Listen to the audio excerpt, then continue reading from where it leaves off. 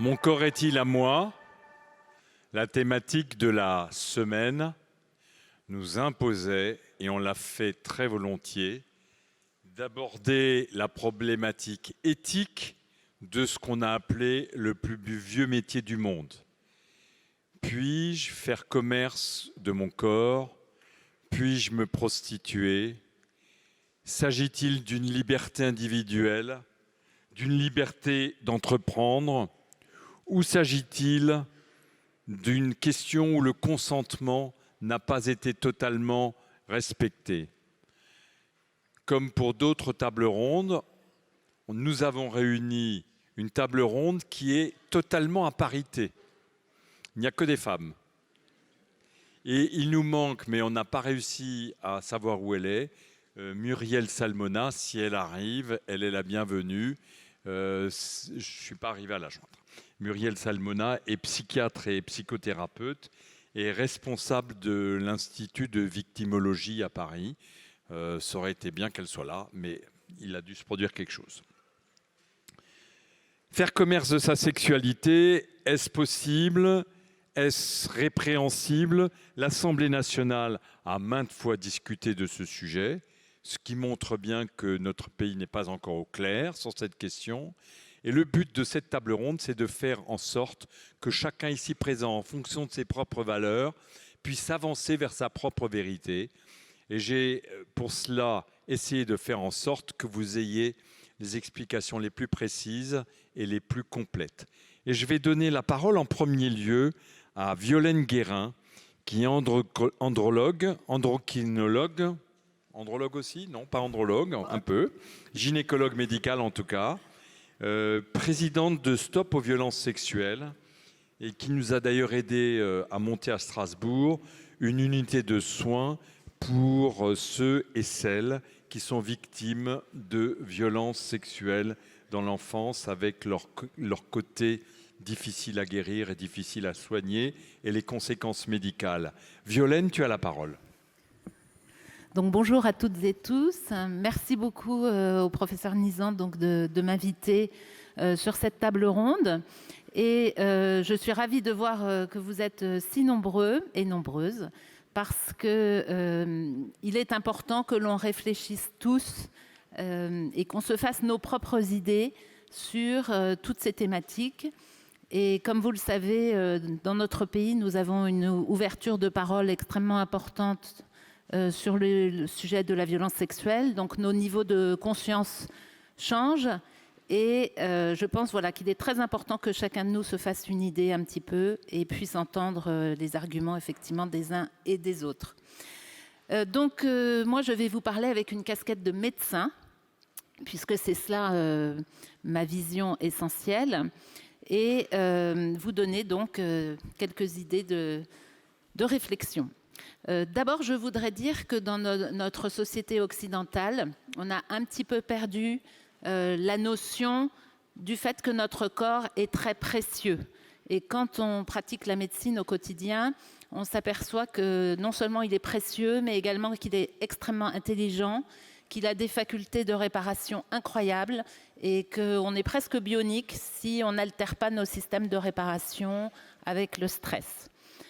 Et moi, je suis entrée sur le sujet de la violence sexuelle, non pas par la gynécologie, ce qu'on pourrait croire avec mes deux casquettes, mais par l'endocrinologie, avec une spécialité qui est la mienne, qui sont les maladies thyroïdiennes auto-immunes.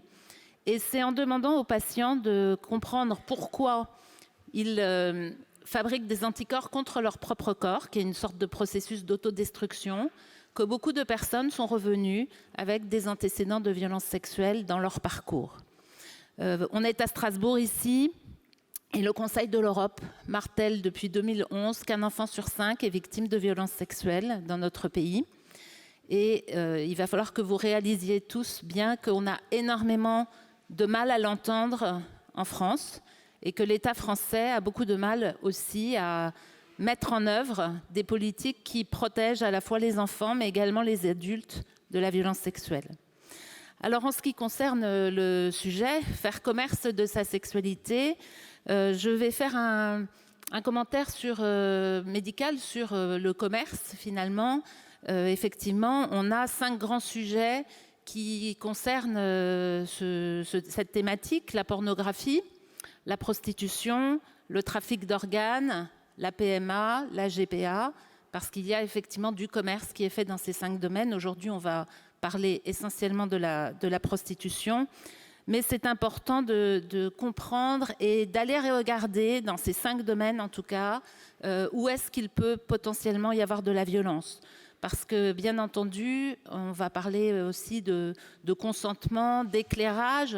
Et on peut donner un consentement éclairé quand, en tout cas, on est extrêmement au fait des conséquences qu'il peut y avoir. Et c'est ça qui est fondamental. Le deuxième point, pour moi, qui me questionnait dans le libellé de cette thématique, c'était qu'est-ce que la sexualité ? Parce que faire commerce de sa sexualité, je ne sais pas si on peut vraiment faire commerce de sa sexualité.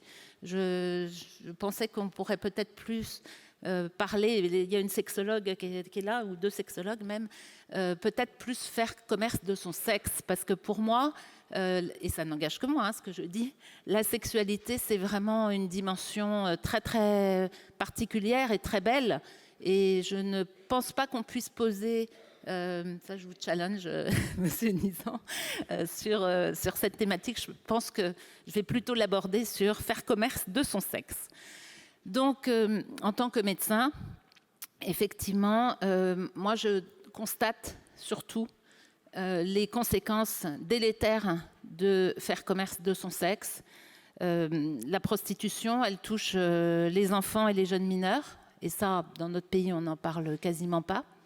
D'ailleurs, on est les champions de l'absence d'études épidémiologiques sur la violence sexuelle de façon générale. Et on ne questionne jamais les mineurs. Toutes les données que vous pouvez entendre communiquées par le ministère de l'Intérieur ou autres ne concernent que les majeurs. Donc la prostitution infantile, elle existe et c'est important que vous en soyez conscients.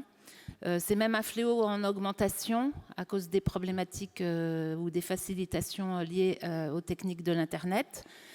Et en ce qui concerne les adultes, c'est à peu près 35 000 personnes en France dans les études, avec des femmes essentiellement et des hommes. Mais ce qu'il est important de réaliser aussi, c'est que dans 93% des cas, ce sont des personnes étrangères qui sont soumises à la prostitution et que la prostitution, dans l'immense majorité des cas, est une prostitution subie. Ce que je peux témoigner, moi, ce sont des conséquences médicales, surtout de ces actes, puisque l'on sait que les personnes qui sont en situation de prostitution ont une diminution de leur espérance de vie, qu'elles ont une surreprésentation d'un certain nombre de pathologies psychiatriques, psychologiques, des grosses dépressions, qu'elles ont des tendances aux addictions, et puis surtout tout un champ de la médecine qui n'est pas très bien connu et qui est de plus en plus publié aujourd'hui, c'est qu'elles sont exposées à des pathologies somatiques, tout comme les personnes qui sont victimes de violences sexuelles. Aujourd'hui, on peut avoir des cancers du sein qui sont des conséquences, par exemple, de ces violences. On peut avoir certaines maladies auto-immunes, comme je l'expliquais, et tout un champ de la pathologie qui est en train d'être publié.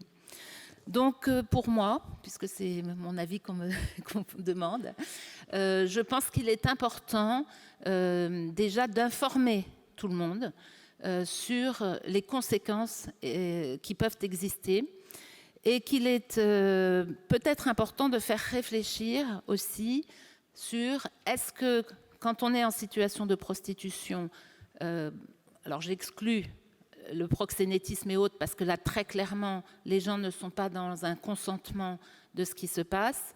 Mais pour les personnes qui déclarent se prostituer, pour le coup, volontairement, il me paraît important qu'elles soient en capacité de donner un consentement libre, éclairé. Donc éclairé, ça veut dire aussi en conscience de toutes les complications possibles qu'il peut y avoir, et express, un peu comme on le dit finalement pour les dons d'organes ou pour tous les champs de la médecine actuellement.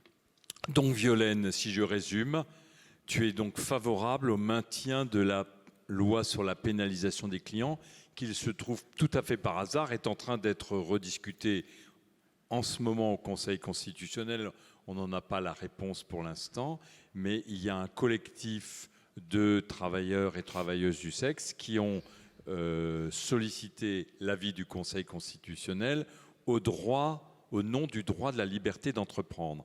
Tu es favorable au maintien de cette loi? Alors, ce que je voudrais dire, parce que peut-être que vous ne le savez pas ici, c'est que dans le monde, il y a 4 pays, avant que la France ne vote cette loi, qui avaient ce texte de loi. La Suède, la Norvège, l'Islande et le Royaume-Uni. Et que ces 4 pays, bien entendu, ont mis comme obligation aussi par rapport à cette loi que l'État s'engage de façon extrêmement forte pour aider les personnes à sortir des situations de prostitution. Et je précise que ces 4 pays, en tout cas surtout la Suède, la Norvège et l'Islande, que nous côtoyons régulièrement parce que notre association travaille au niveau de la Commission européenne, sont des pays qui sont extrêmement engagés de façon déterminée pour arrêter tout le système prostitutionnel, mais aussi toutes les violences sexuelles. Et les résultats sont bons. Donc, quand nous avons voté cette loi en France, quand elle a été votée, en tout cas, moi j'étais très fière que la France prenne cette position.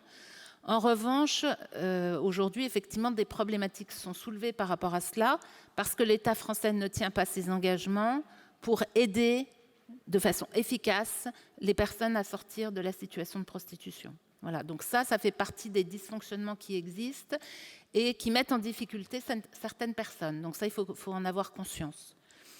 Après, je pense qu'il faut aussi réaliser qu'il faut responsabiliser aussi les consommateurs de ces prestations, peut-être leur faire réaliser que ces actes, pour certains en tout cas, sont extrêmement violents et qu'ils sont quelque part des violeurs aussi. Hein. Donc, voilà, tout le monde doit réfléchir à ce qui se passe et on va voir un peu ce qui va suivre effectivement sur le Conseil constitutionnel. Mais je pense que, voilà, connaissons mieux le sujet des violences sexuelles, des répercussions. Et puis réalisons aussi que les États parfois ont du mal à combattre parce qu'ils touchent de l'argent. Hein. C'est comme la pornographie, ça rapporte énormément d'argent en France, donc on a du mal à bloquer ces systèmes, en particulier pour la protection de l'enfance. Merci Violaine.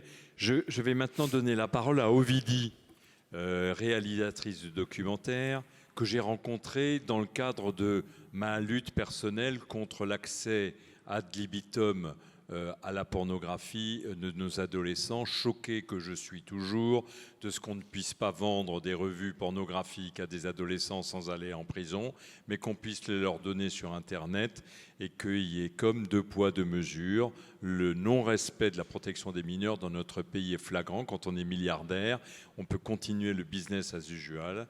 Alors ma demande auprès des pouvoirs publics, qui est un peu connue, c'est « je demande » que la loi sur la protection des mineurs soit abolie, soit respectée. Et on s'est rencontrés parce que j'ai eu l'impression que vous aviez le même combat.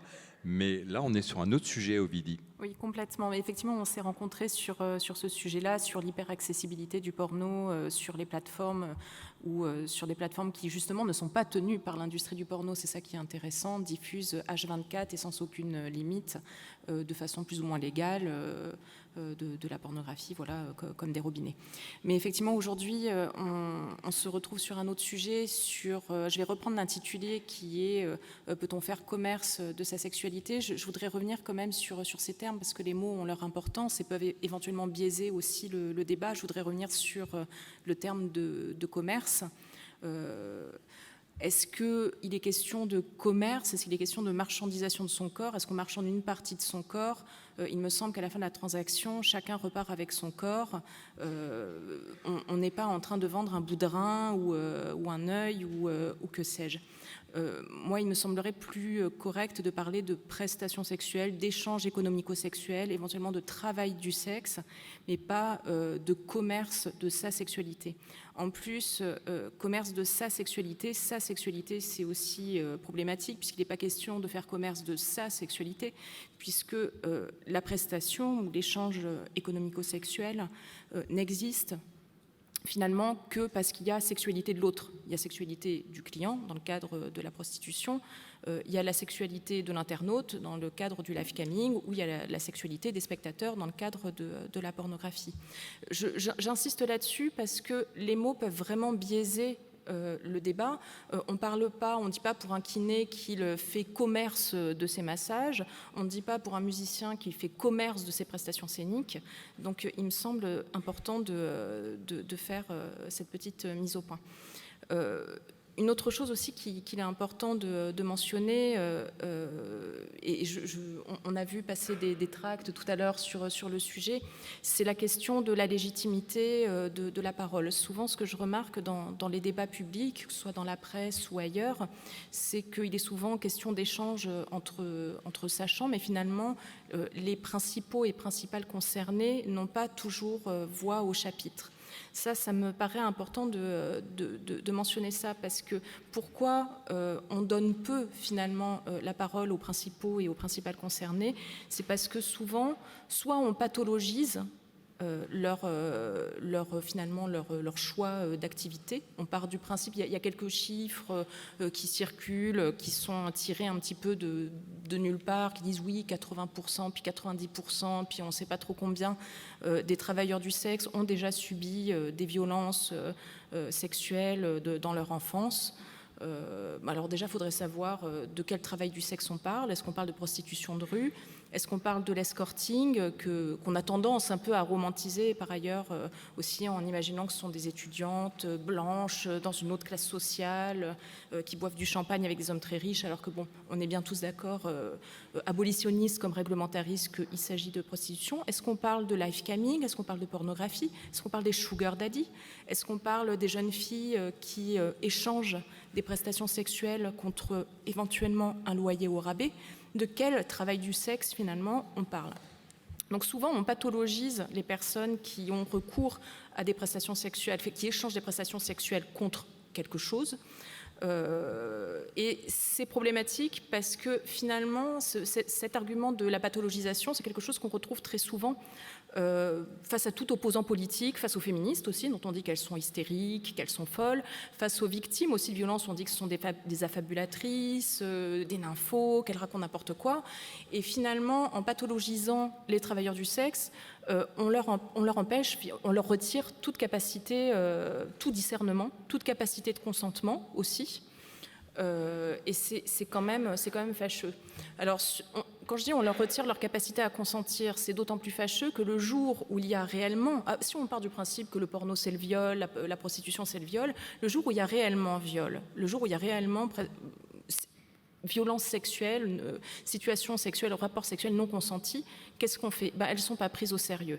Et ça, c'est quelque chose qu'on retrouve pour l'ensemble des travailleurs du sexe. C'est que le jour où ils vont porter plainte, ou le jour où, par exemple, il va y avoir un règlement de compte au moment du divorce aussi, à partir du moment où il y a des violences, soit au sein du couple, soit ailleurs, elles ne sont pas prises au sérieux, puisqu'on se dit, ma foi, elles sont plus assez après, puisque déjà le travail du sexe en soi c'est une violence, alors une violence de plus, une violence de moins, c'est pas si grave que ça. C'est la fameuse blague absolument pas drôle du quel est le comble du radin, c'est violer une pute. Voilà, pour la plupart des gens finalement, un petit viol de plus, un petit viol de moins, c'est pas grand chose. Donc c'est problématique d'affirmer que la pornographie ou que la prostitution, que le travail du sexe en général c'est un viol, parce que du coup ça leur retire leur capacité à consentir. Les travailleurs du sexe ne sont pas des enfants, on n'a pas à les infantiliser, on n'a pas à les mettre sous tutelle pour leur bien, ils sont tout à fait en capacité de s'exprimer sur ces questions-là. Alors après, encore une fois, il faut bien définir qu'est-ce que c'est qu'un échange économico-sexuel. Je pense que ce qui nous chagrine, ce qui nous chiffonne ou ce qui nous révolte éventuellement dans le travail du sexe, c'est que finalement, le travail du sexe ne fait jamais que nous offrir un reflet de ce qui se passe dans le reste de la société, dans les rapports hommes-femmes, c'est-à-dire une dissymétrie au niveau des rapports, c'est-à-dire une valorisation de tout ce qui est jeunisme, jeunesse. On sait que quand plus on est jeune, plus on a de valeur marchande, mais c'est valable comme ça pour l'ensemble de la société. C'est scandaleux, mais c'est comme ça. On l'a bien vu, je sais pas, avec Yann Moix, par exemple, qui dit qu'il ne coucherait pas avec une femme de son âge, il aurait l'impression de coucher avec sa mère, ou enfin voilà, on est dans une société où plane l'ombre de l'incestuel, où on part du principe, il est tout à fait normal pour un homme de coucher avec une femme beaucoup plus jeune. Bon, ben ça, on le retrouve aussi dans le travail du sexe, mais finalement, le travail du sexe n'est que cette vision, je dirais, un peu exacerbée de ce qui se passe, de ce qui se joue dans les rapports hommes-femmes le reste du temps. On dit oui, les femmes, les travailleurs du sexe ne désirent pas le rapport, donc c'est un viol. C'est pas si simple que ça. On nous enseigne depuis qu'on est jeune fille que finalement les rapports sexuels n'existent que parce qu'on va obtenir quelque chose en échange. On va obtenir de l'amour, qu'on va faire couple, qu'on va obtenir, enfin c'est le principe du mariage, accéder à une meilleure situation sociale, c'est vieux comme Hérode, accéder à une meilleure situation sociale par le mariage. Enfin, tout le principe de l'échange économico-affectif, il est déjà profondément ancré dans notre société. Donc on ne va pas faire les hypocrites. Vouloir interdire la prostitution, c'est comme donner un cachet d'aspirine pour une tumeur au cerveau. Donc à partir de ce moment-là, qu'est-ce qu'on fait ? Soit on constate effectivement que toutes ces violences, que la valorisation de la jeunesse, que la dissymétrie dans les rapports sexuels, que les rapports de domination entre hommes et femmes, que soit on accepte, soit on prend acte de tout ça et on se pose la question de ok, qu'est-ce qu'on fait ? Comment est-ce qu'on fait pour lutter contre ça tous ensemble ? En donnant la parole aux travailleurs du sexe, c'est ce que j'ai regretté finalement. Il y a eu, au moment du mouvement Nous Toutes, il y a eu un rejet d'une partie des féministes, des travailleurs et des travailleuses du sexe, parce qu'on considérait que finalement elles ne savaient pas trop ce qu'elles racontaient, qu'elles n'avaient pas conscience de leur propre exploitation et que finalement c'était des ennemis. Bon, moi je ne crois pas. Moi je pense que les ennemis, ce n'est pas les travailleurs du sexe. Les ennemis, s'il y a un ennemi, c'est la question de la domination masculine, et dans ce cas-là, on se prend tous la main et on réfléchit tous ensemble à comment lutter contre ça. Mais dans ce cas-là, on ne peut pas exclure une partie de la population sur ces questions-là. Il me semble qu'il faut donner la parole à tout le monde. Et je regrette que Madame Salmona soit pas là, parce que par exemple, Madame Salmona, il y a des points où je suis absolument d'accord avec elle. Il y a des points de recoupement où on pourrait militer ensemble. Il y a des choses sur lesquelles nous sommes d'accord avec le professeur Nizan. Je suis sûre aussi avec Madame Buisson. Enfin, voilà, il y a des choses où on pourrait se retrouver, mais non, il y a ces sujets extrêmement clivants, comme la question du travail du sexe, comme la question du voile aussi. Mais il y a des sujets qui sont clivants, qui nous divisent, alors qu'on ferait mieux, justement, de réfléchir tous et toutes ensemble à ces questions. Donc, Ovidie.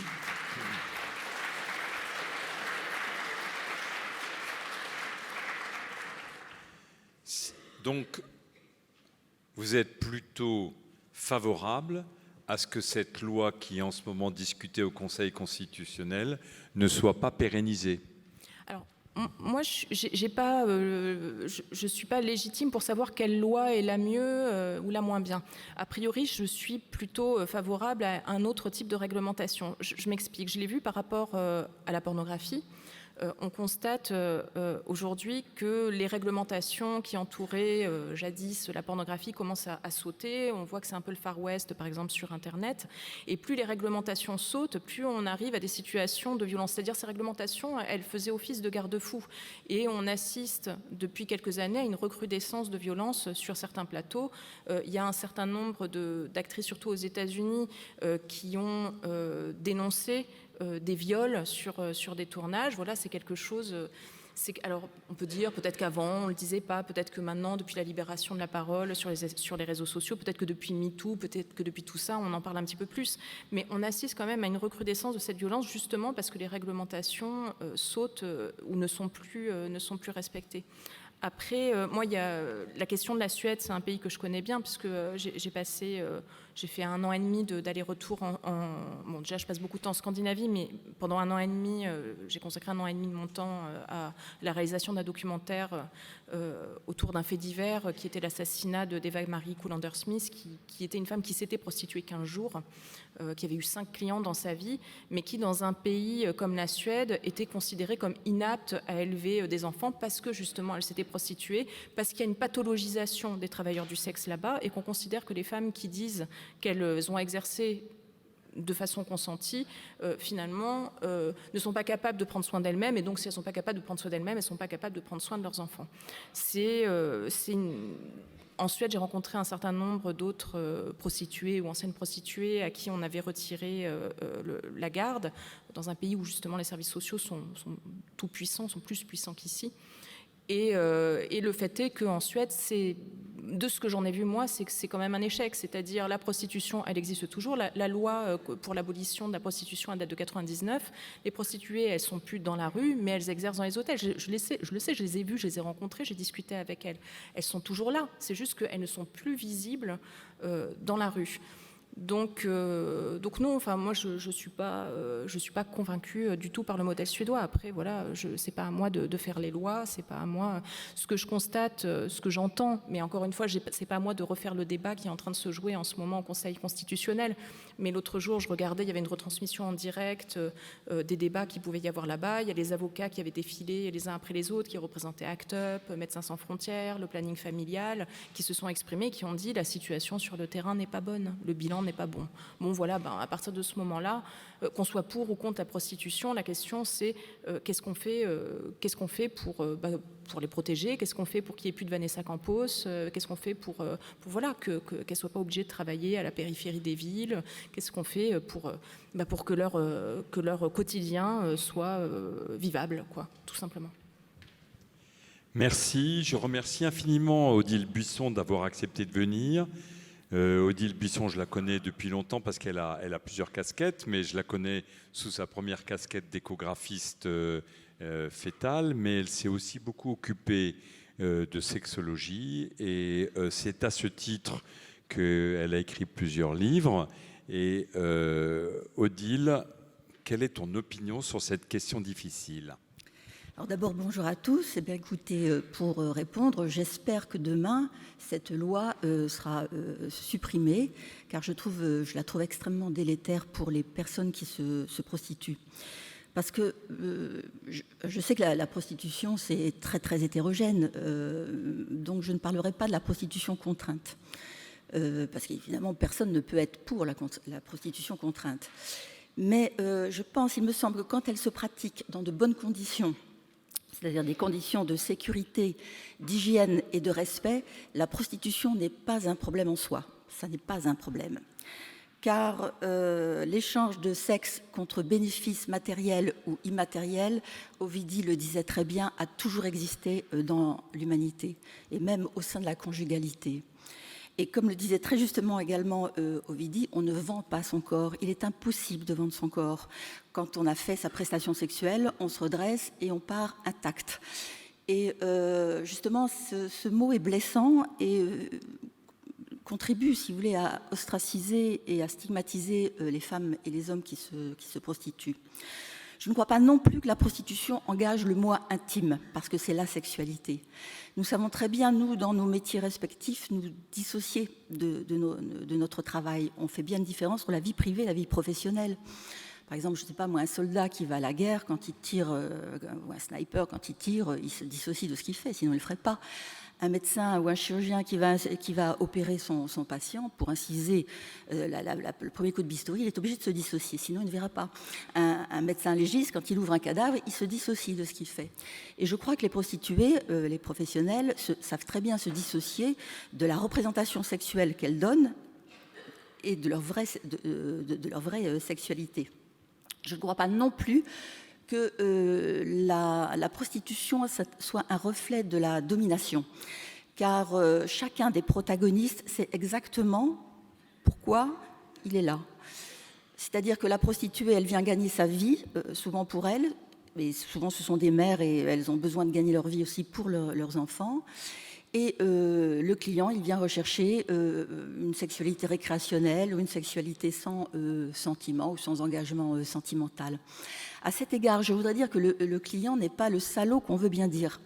Vous avez plein d'hommes seuls qui ne trouvent pas de partenaire sexuel. Vous avez des gens qui ont des disgrâces physiques, psychiques, physiques quelquefois, des handicaps, et qui sont très contents d'aller voir les prostituées pour avoir un peu de joie sexuelle. Et à cet égard, je ne vois pas pourquoi un handicapé mental ou physique n'aurait pas le droit à la sexualité. Donc pour toutes ces raisons, je ne crois pas que la prostitution soit un problème en soi. Par contre, pour la société, ça pose un sacré problème. Pourquoi ? Parce que c'est simple, elle transgresse 4 types de morale, à mon avis. La première, c'est la morale patriarcale. La morale patriarcale qui n'admet que le mariage hétérosexuel, qui déteste les femmes économiquement libres et qui déteste les femmes sexuellement libres, les femmes sujets de leur sexualité et pas objets de leur sexualité. Donc la morale patriarcale les rejette. Alors la morale religieuse, évidemment, il y a toujours ce péché de chair qui les stigmatise violemment. Et il y a la morale bourgeoise qui veut de la bienséance. Mais avec un bémol quand même, parce que dans la morale bourgeoise, quand la prostituée réussit un tant soit peu, soit qu'elle couche avec un personnage public connu ou riche, elle devient courtisane. Et courtisane, elle est désostratisée et elle est inclue à nouveau dans le système social, alors qu'elle fait le même métier. Et on a vu récemment des prostituées notoires devenir l'égérie de grands couturiers et même avoir quelques pages dans Vogue Magazine. C'est dire que pour la morale bourgeoise, l'argent est un totem qui nettoie tout sur son passage. Et puis il y a la morale d'un féminisme assez radical. Alors déjà, pour les féministes radicales, le coït, c'est l'horreur absolue. Déjà, la pénétration vaginale est une violence. Alors partant de là, vous imaginez que plusieurs pénétrations vaginales, en moyenne 5 à 6 par jour, je vous laisse imaginer l'horreur que ça représente pour elles. Mais tout ceci pour dire que ces 4 types de morale, vont entraîner des lois qui sont extrêmement délétères pour ces femmes et ces hommes qui se prostituent, et que quand 4 types de morale ajoutent de la souffrance à la souffrance, on peut raisonnablement se poser la question de savoir si elles sont vraiment bien morales, car elles ne contribuent pas bien au bien-être de l'humanité. Alors ce qu'il y a d'étrange, c'est que depuis la Révolution française, il est permis de se prostituer, c'est pas illégal. Par contre, tous les gouvernements qui ont suivi la Révolution sont toujours arrangés pour le faire payer très cher aux femmes et aux hommes qui se prostituent, en organisant des systèmes de contrôle et des systèmes de punition qui ne disaient pas toujours leur nom. Et la loi de 2016 de Laurence Rossignol, portée par la sénatrice Laurence Rossignol, n'est pas en reste, puisqu'elle a contribué à faire de la vie de ces femmes un enfer. Elles sont obligées de travailler dans la clandestinité, donc cachées, et quand on est caché, on peut se faire agresser, on peut se faire violer, voler, voire même tuer. On a vu récemment au Bois de Boulogne des meurtres de prostituées. Ensuite, elles sont obligées d'aller dans des lieux déserts, alors dans les forêts ou sur les bas-côtés de la route, où les systèmes, c'est pas très facile de se nettoyer avec des petites lingettes, l'hygiène n'est pas fabuleuse.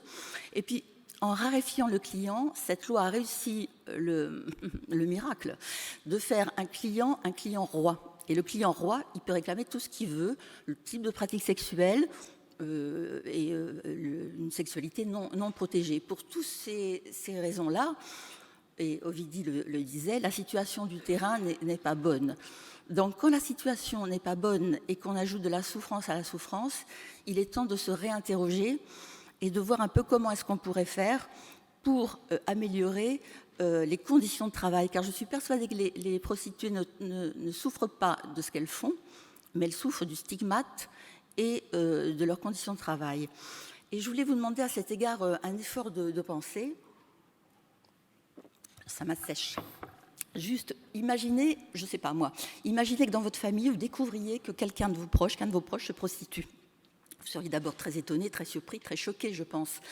Vous essayez de le persuader de ne plus faire ce travail. Il ou elle n'entend pas. Qu'est-ce qui vous resterait à souhaiter à un membre de votre famille qui se prostitue? Qu'est-ce que vous voudriez? Vous l'aimez, vous ne voulez pas qu'il soit en danger? La réponse, elle est simple. Vous voudriez de la protection, c'est-à-dire qu'elle soit protégée par la police et non harcelée. Vous voudriez de l'hygiène, qu'elle ait au moins une douche, un toit pour pouvoir se laver, des draps propres, qu'elle puisse choisir son client, son type de pratique sexuelle. Et vous voudriez du respect. Et le respect ne passe que par la reconnaissance sociale. Car qui dit respect dit protection sociale. Et la protection sociale protège. Et quand on est dans un élément protecteur, le ou la prostituée, si elle désire changer d'orientation, elle pourra toujours le faire. Parce que vous savez que s'il y a une protection sociale, vous pouvez changer, faire des formations, vous pouvez très bien modifier votre trajectoire. On ne peut pas changer son destin si on a la tête sous l'eau. Or, la loi de 2016 de Laurence Rossignol a mis la tête de ces hommes et de ces femmes sous l'eau. Alors, qu'est-ce qu'il faut faire? Moi, je n'en sais rien, je ne suis pas prostituée, je ne fais pas ce travail, mais je pense qu'il faut de la bienveillance. Il faut penser que nous tous, nous louons nos corps. Moi, je suis médecin, je loue mon cerveau, je loue mes mains, un maçon, il loue ses muscles. Elles font des prestations sexuelles. Moi, je fais une prestation intellectuelle et puis manuelle aussi. Nous ne sommes pas très différents. La seule chose qui diffère, c'est le tabou sexuel, qui est extrêmement fort dans nos sociétés. Or, ce n'est pas à moi de dire à ces femmes ou à ces hommes ce qui est bon pour elles ou pour eux. Donc, je pense que la seule solution serait de leur demander qu'est-ce qu'elles veulent, et d'avoir un peu de bienveillance, de supprimer ce stigmate. D'abord, moi, j'en ai marre qu'on les appelle des prostituées, je voudrais qu'on les appelle des éroticiennes, parce qu'elles font parfois du bien, et souvent du bien. Elles ne font pas de mal, ces femmes. Elles donnent que de l'orgasme. Elles ne donnent que de l'orgasme et de l'intimité. Et je trouve qu'il est temps de les désostraciser, et ça serait une preuve d'intelligence que la postmodernité puisse accepter que des femmes fassent ce travail, ou des hommes fassent ce travail pour le bien-être de tous, mais à condition qu'il y ait du respect, de la sécurité et de la protection.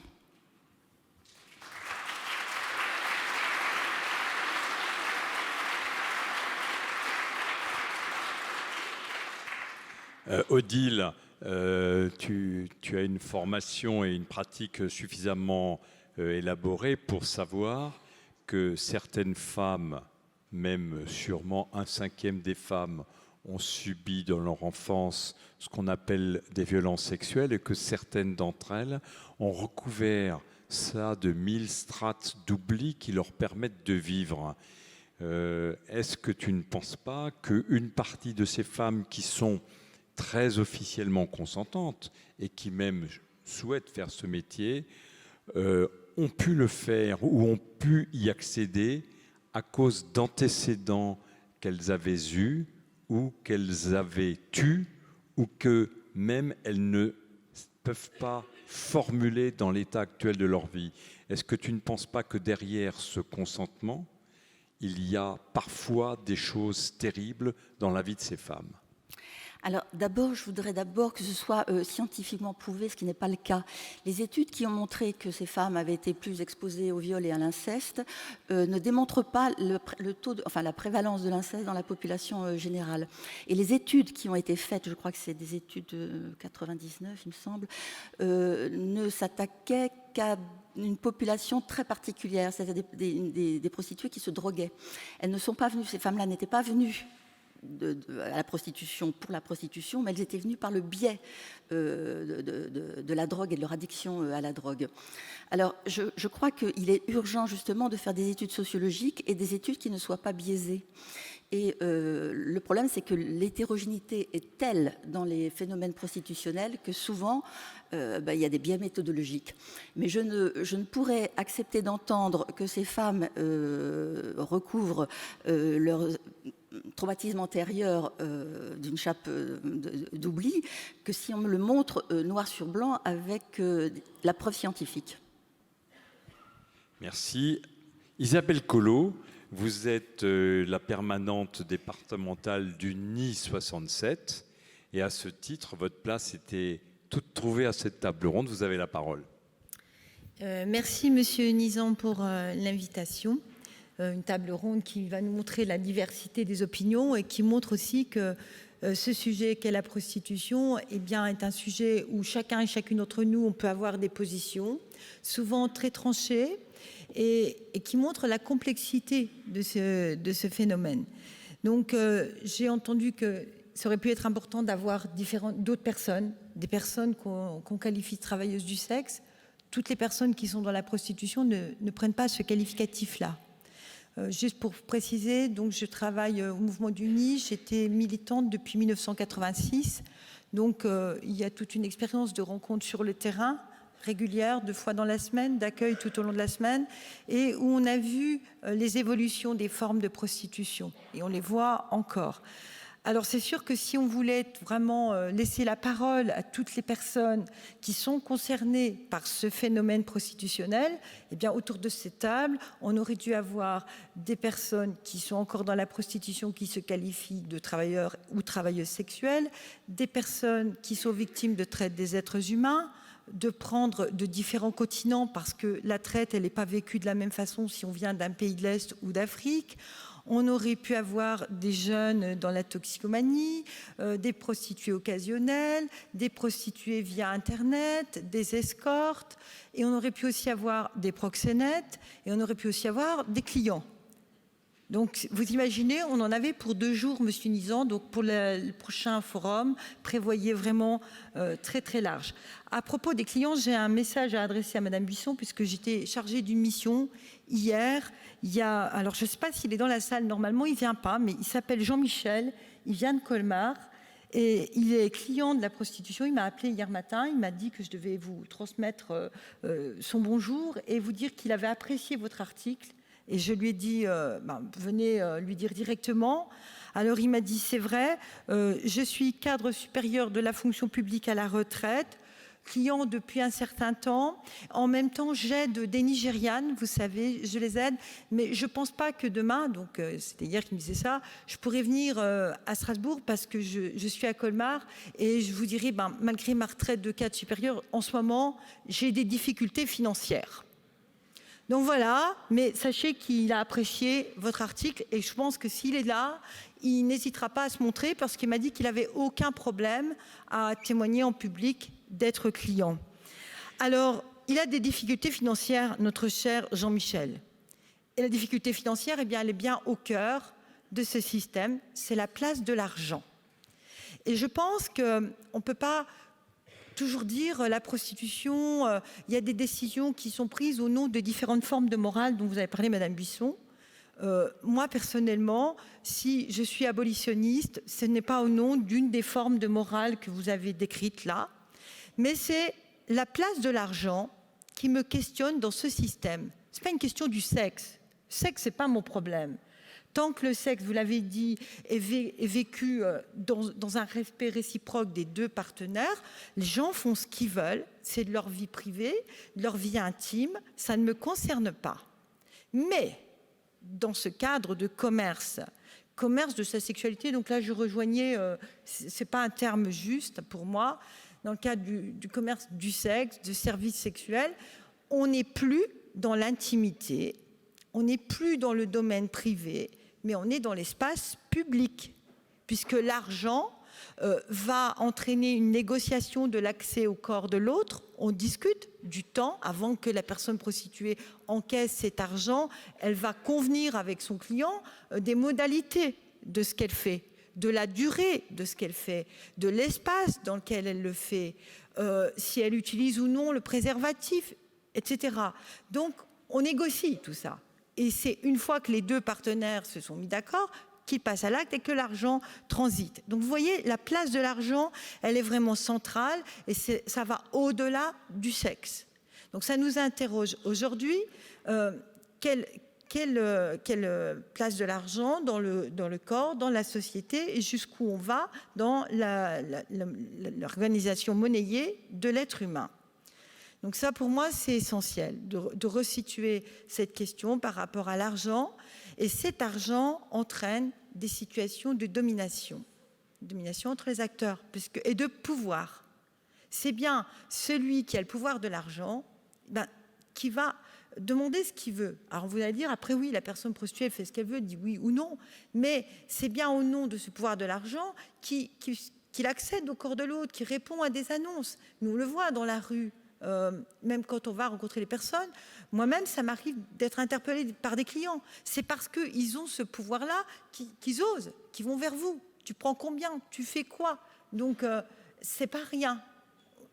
Alors après, la prostituée qui le reçoit va avoir à nouveau, elle, à son tour, ce pouvoir, parce que l'argent glisse, mais vous voyez bien que c'est complexe, cette place de l'argent. Donc, réfléchir un peu à la place de l'argent au milieu de ces rapports sexuels. Je voudrais revenir sur la loi, parce qu'on en a parlé, et sur son impact. Alors déjà, donc elle date d'avril, 13 avril 2016. Ça fait 2 ans qu'elle est appliquée. Elle n'est pas encore appliquée uniformément sur tout le territoire français. Et vous le savez qu'il y a des lois, des fois, qui sont votées, qui ne sont même pas appliquées. Cette loi, elle a quand même l'avantage, c'est qu'on commence à l'appliquer. Il y a des départements qui l'appliquent, après à des degrés différents. Alors, comment elle s'appelle la loi? Elle s'appelle « Renforcer la lutte contre le système prostitutionnel et accompagner les personnes prostituées ». 2 niveaux. Système prostitutionnel et personnes prostituées. Je crois que c'est important, quand on réfléchit à cette question de la prostitution, de ne pas la limiter. Là, tout à l'heure, je comptais le nombre de fois, on a parlé des personnes prostituées. Mais il n'y a pas qu'elles dans ce système. Il y a les clients, il y a nous, la société, et il y a les proxénètes. Alors, pas dans tous les cas, mais il y a les proxénètes aussi. Donc, vous voyez que c'est un système. Il faut oser regarder tous ces rapports des uns et des autres autour de cet acte sexuel. Donc la loi, elle a 4 volets. Ça, il ne faut pas l'oublier parce que les médias, et actuellement au Conseil constitutionnel, c'est un des volets qui est étudié. Ce n'est pas toute la loi qu'on va annuler. On n'en est pas là. C'est alors 4 chapitres. Premier chapitre, un chapitre qui concerne l'accompagnement des personnes pour des alternatives à la prostitution.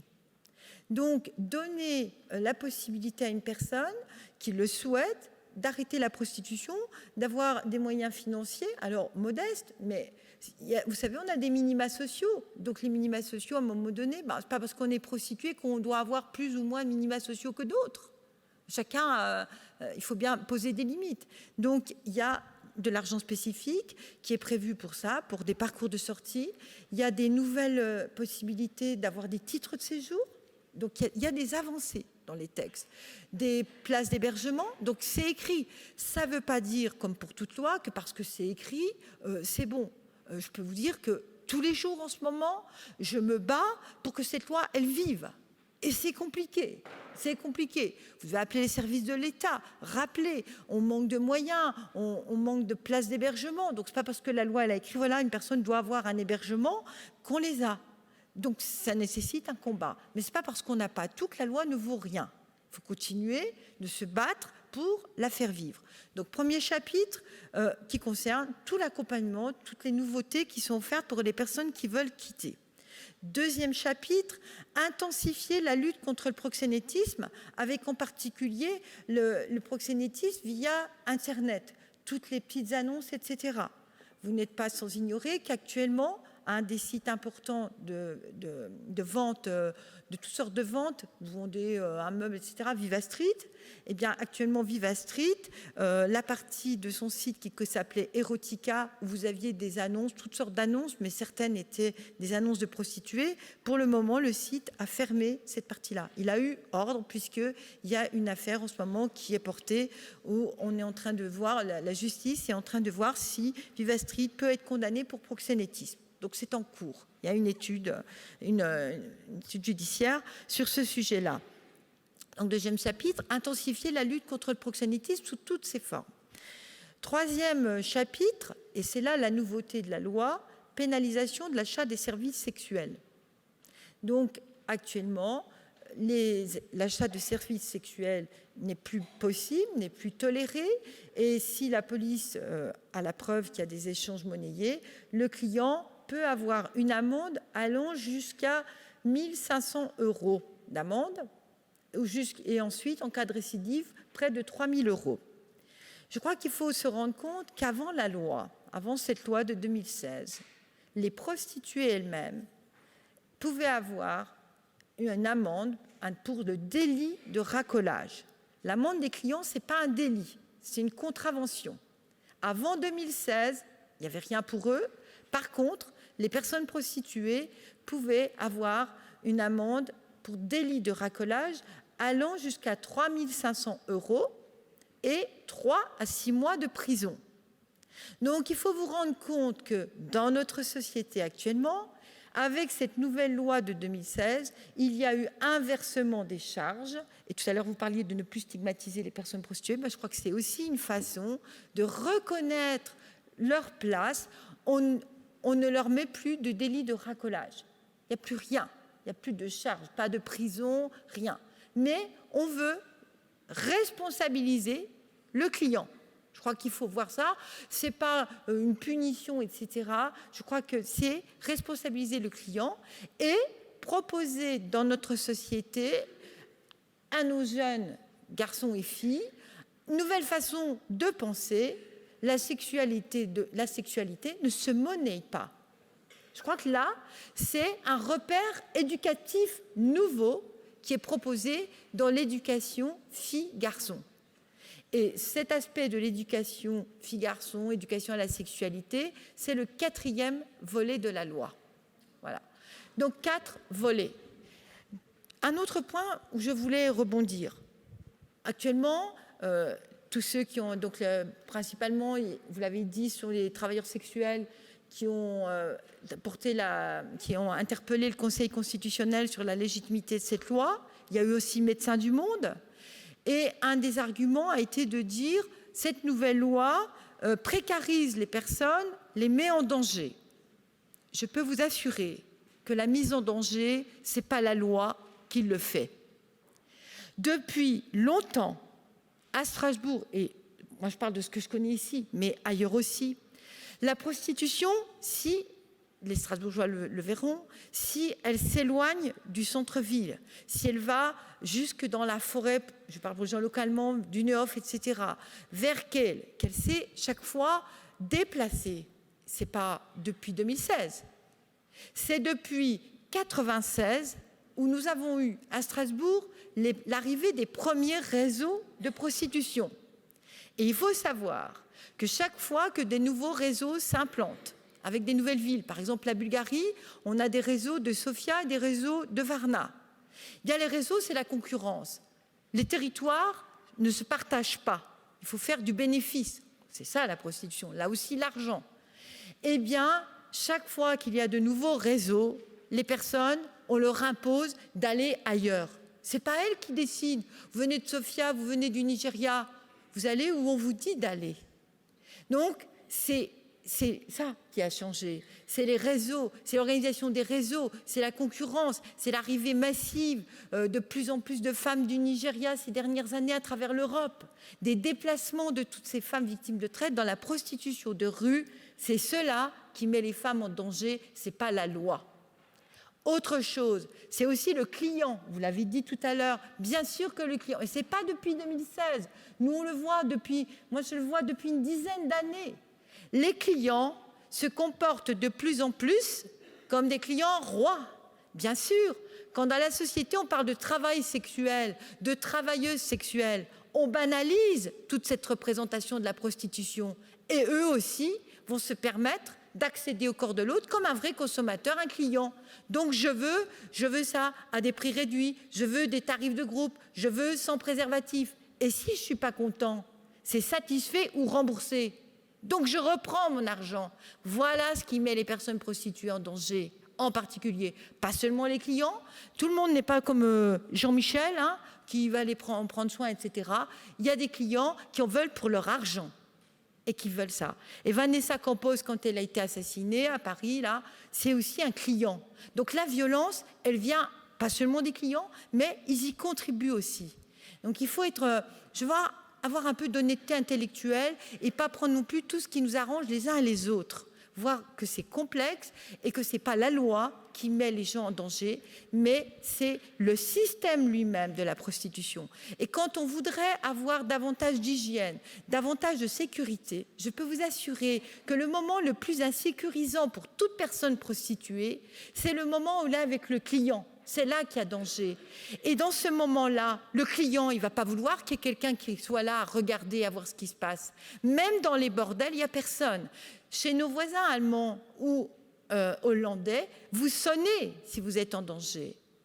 Il n'y a pas tout de suite le bodyguard là, qui est là en train de regarder. Donc, ce moment d'intimité où elle est en acte sexuel avec le client, il est dangereux pour elle-même.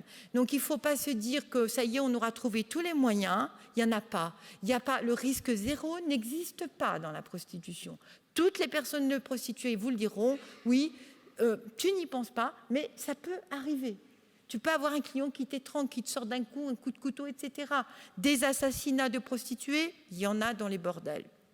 Donc je crois, pour que peut-être vous laissez la parole et débattre, que la question du travail sexuel, elle a à nous interroger, nous toutes et tous.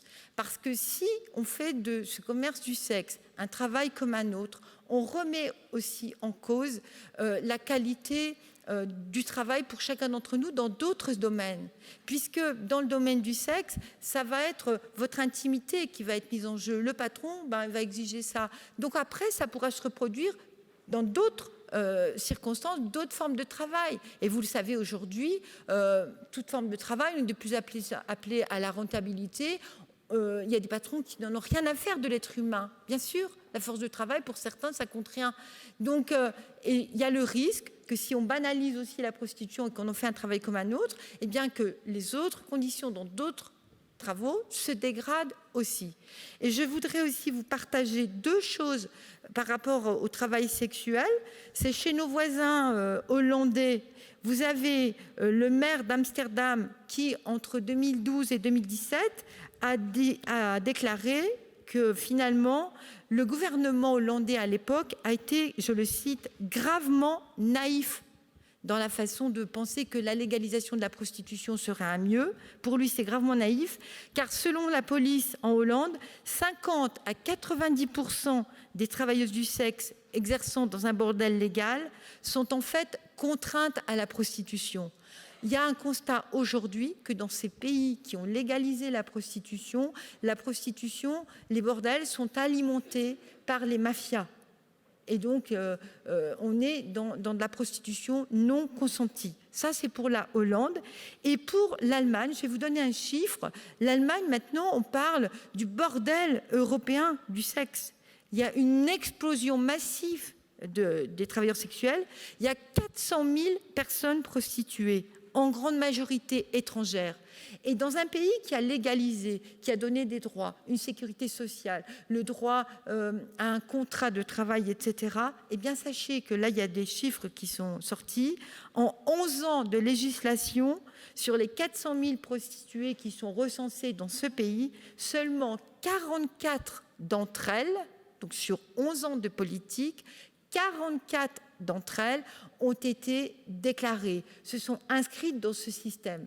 Donc vous voyez qu'il y a de sérieuses limites à la légalisation. Et dans cette légalisation, il faut se dire que ceux qui ont avantage à ça, c'est aussi les proxénètes. Derrière la volonté de dépénaliser la prostitution, dépénaliser les clients, il y a aussi une volonté affichée, et ça c'est le syndicat du travail sexuel en France, le STRAS, qui dit aussi qu'ils veulent la dépénalisation du proxénétisme. Donc ça, il faut le savoir. Dépénalisation de l'achat des services sexuels pour le client, ça va aussi vers la dépénalisation du proxénétisme. Donc ça nous interroge aussi sur la façon de gérer la prostitution qui, pour moi, est une atteinte à la dignité de chacun et chacune d'entre nous. Et si j'ai quelque chose à souhaiter aux personnes qui sont dans la prostitution, c'est de ne plus avoir besoin de se prostituer pour arriver à faire vivre leurs enfants, à vivre elles-mêmes ou à acheter du plus. Mais qu'ensemble, on donne le droit à chacun d'avoir une vie décente. Merci.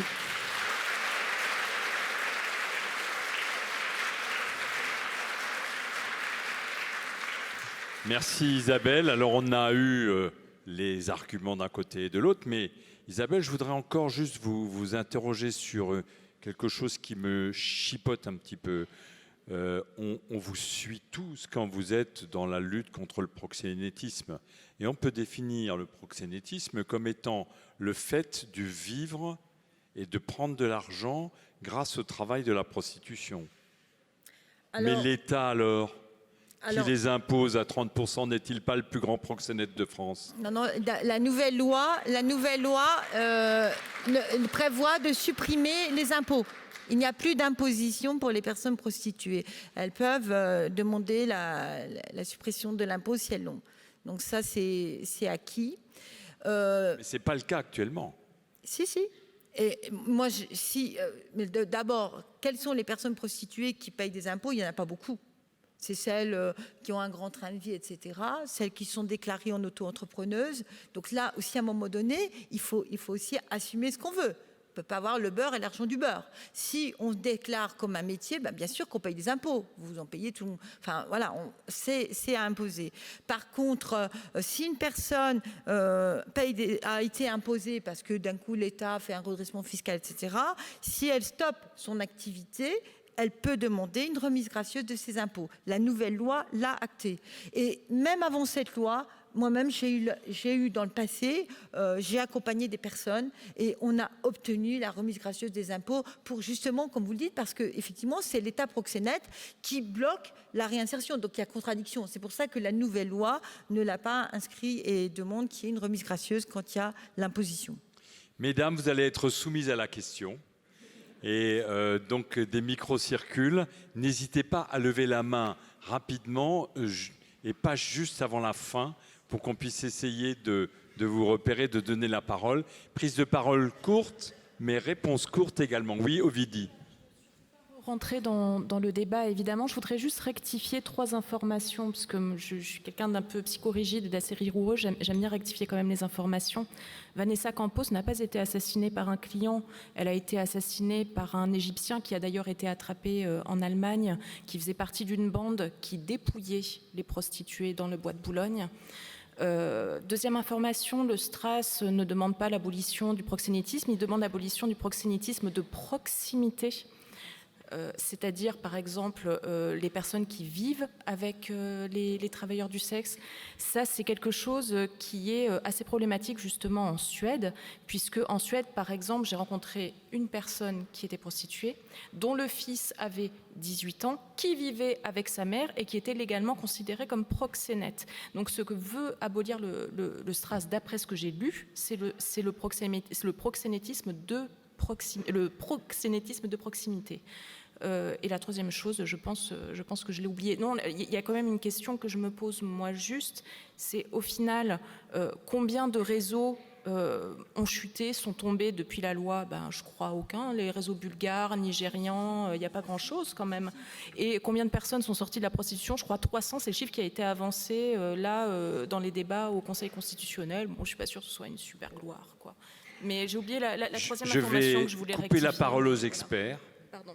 Je me fais l'avocat du public. Alors, juste un instant avant que je passe la parole au public, je me permets une toute petite réflexion. Tout d'abord, sur le titre, je plaide coupable, mais je suis content que ça ait donné lieu à des explications qui m'ont moi-même apporté un certain nombre d'informations.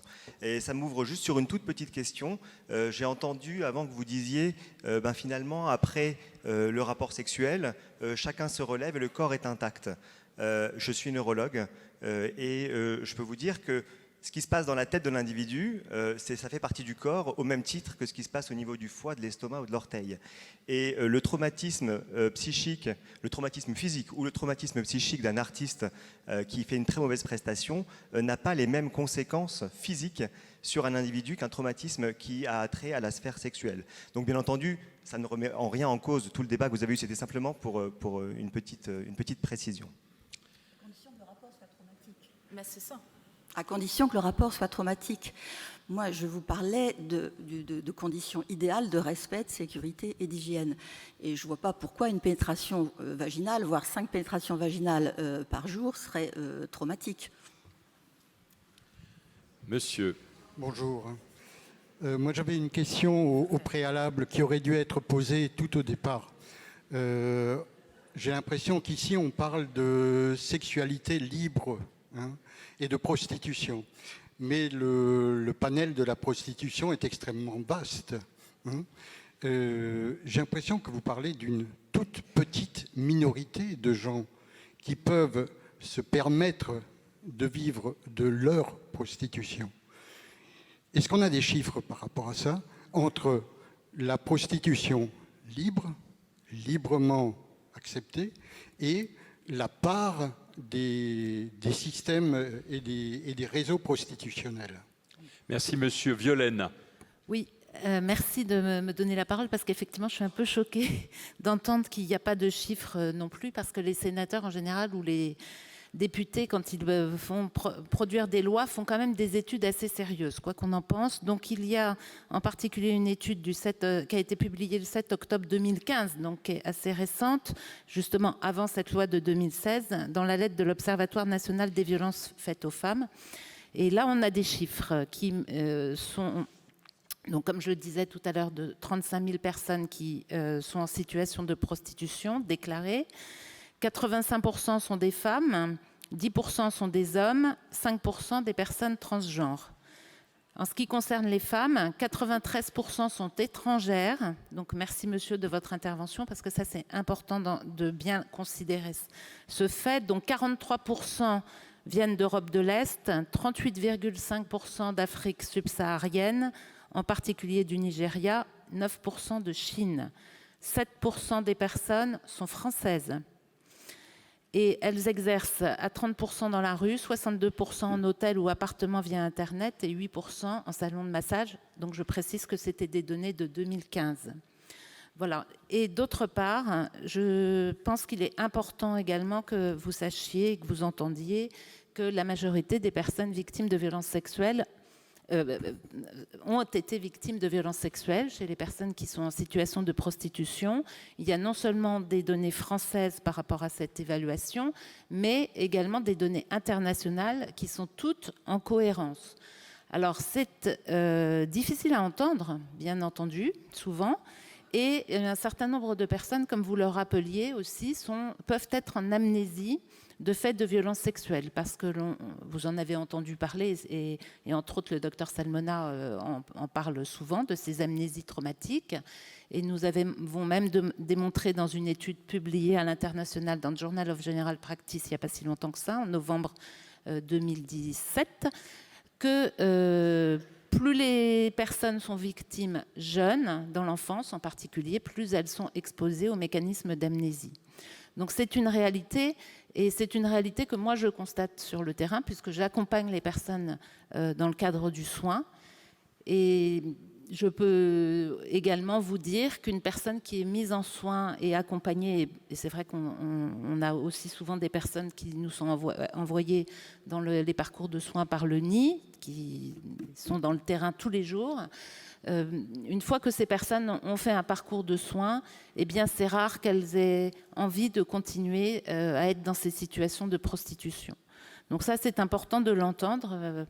Je pense que c'est un partage d'expérience que je peux vous donner. Madame. Je voudrais surtout m'adresser à la madame qui défend un petit peu une prostitution plutôt, je dirais, joyeuse. Est-ce que je voudrais que vous nous dites, que vous nous expliquiez quelle est votre expérience personnelle. Vous parlez de qui, Ovidie ou Odile Buisson? La gynécologue Odile Buisson, oui. Odile Buisson. Voilà. Qu'elle sache que c'est à elle que ça Voilà, exactement.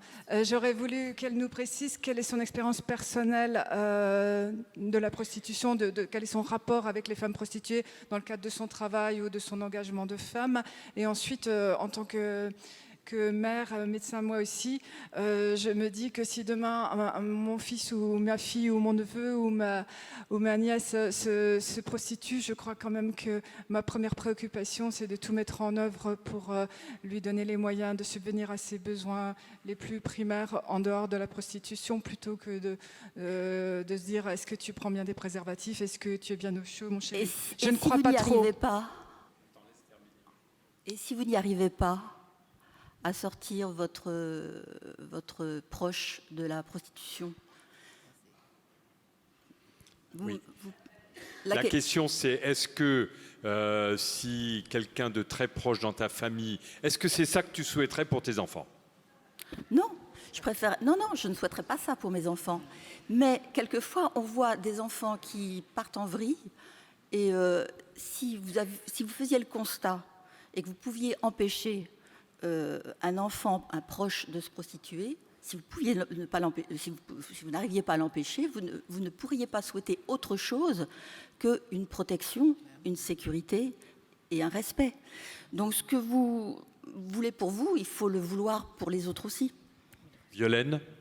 Oui, ça renvoie exactement le commentaire de la dame quand même à je pense qu'aucune personne ne souhaite dire j'aimerais que ma fille ou que mon fils se prostitue. C'est pas comme ça qu'il faut poser le problème. Si, je pense que c'est quand même une vision importante. Non, c'est pas comme ça qu'il faut poser le problème. Il faut partir du fait. Il y a une prostitution qui existe. Que faire pour ne pas ajouter de la souffrance à la souffrance? Que faire pour ne pas noyer ces personnes? Que faire pour leur donner un destin? Leur redonner du destin et leur redonner une chance. Je vais interrompre le dialogue entre les experts. Catherine.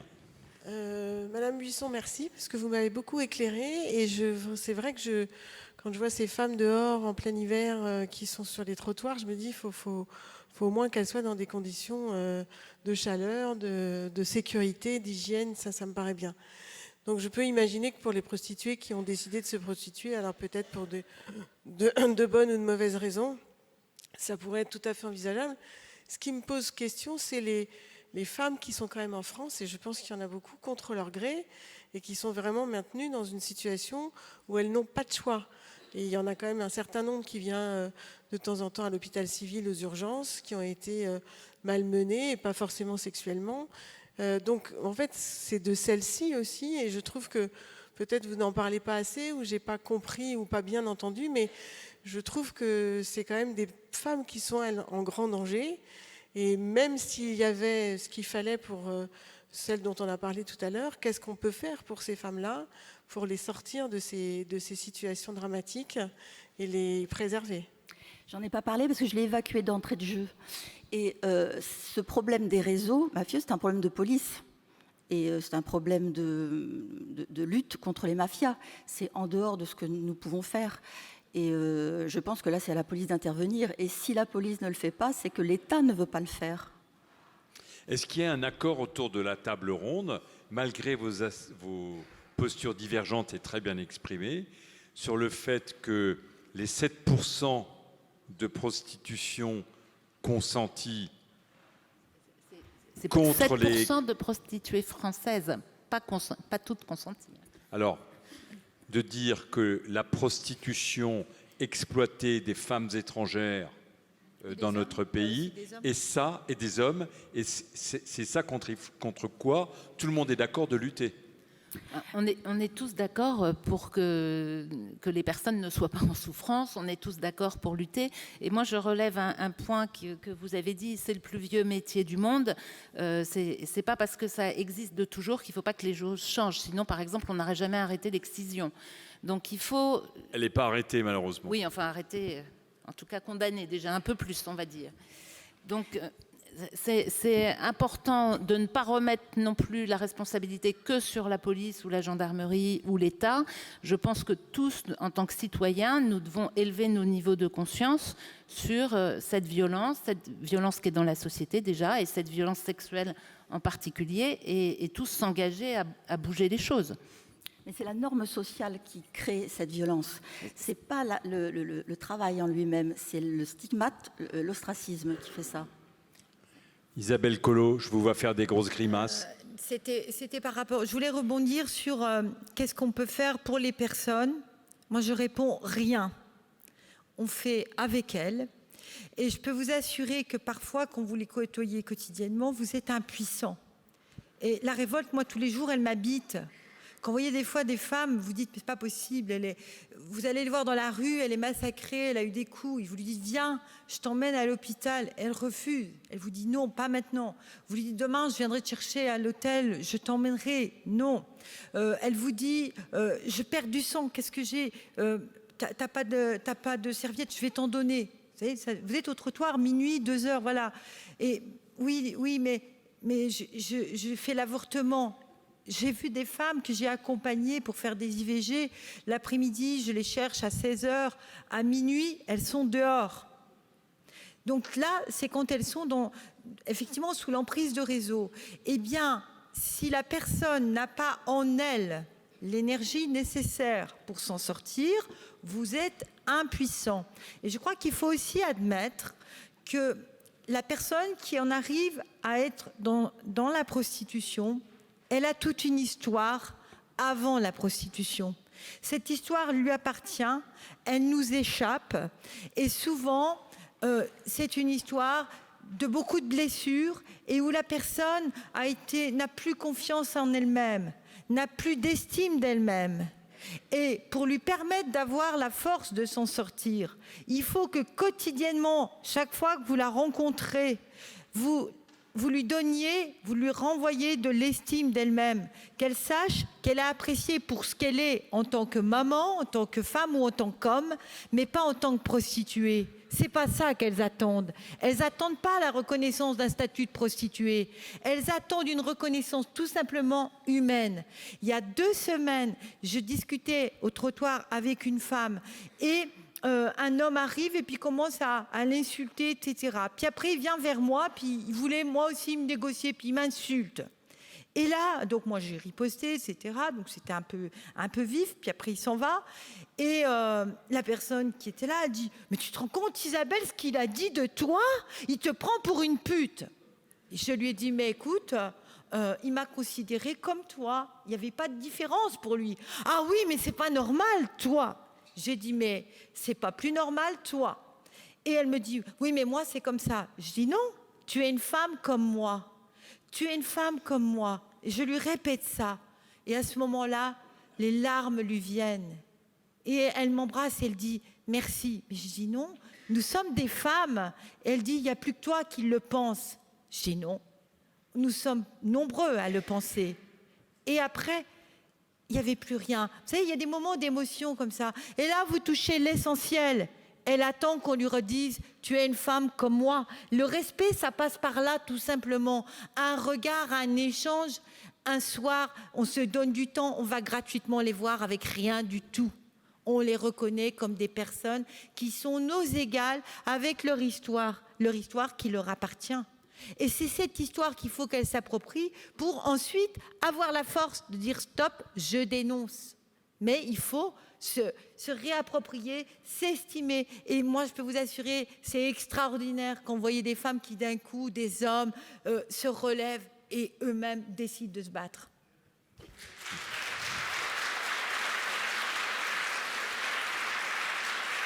Monsieur. Bonjour, merci pour vos interventions. J'avais une question sur les acteurs et les actrices porno sur Internet. Selon vous, qu'est-ce qui va bien et qu'est-ce qui ne va pas bien dans leur exercice? Est-ce que la société s'en préoccupe et voilà. C'est vrai que c'est une forme de prostitution qui n'a pas dit son nom.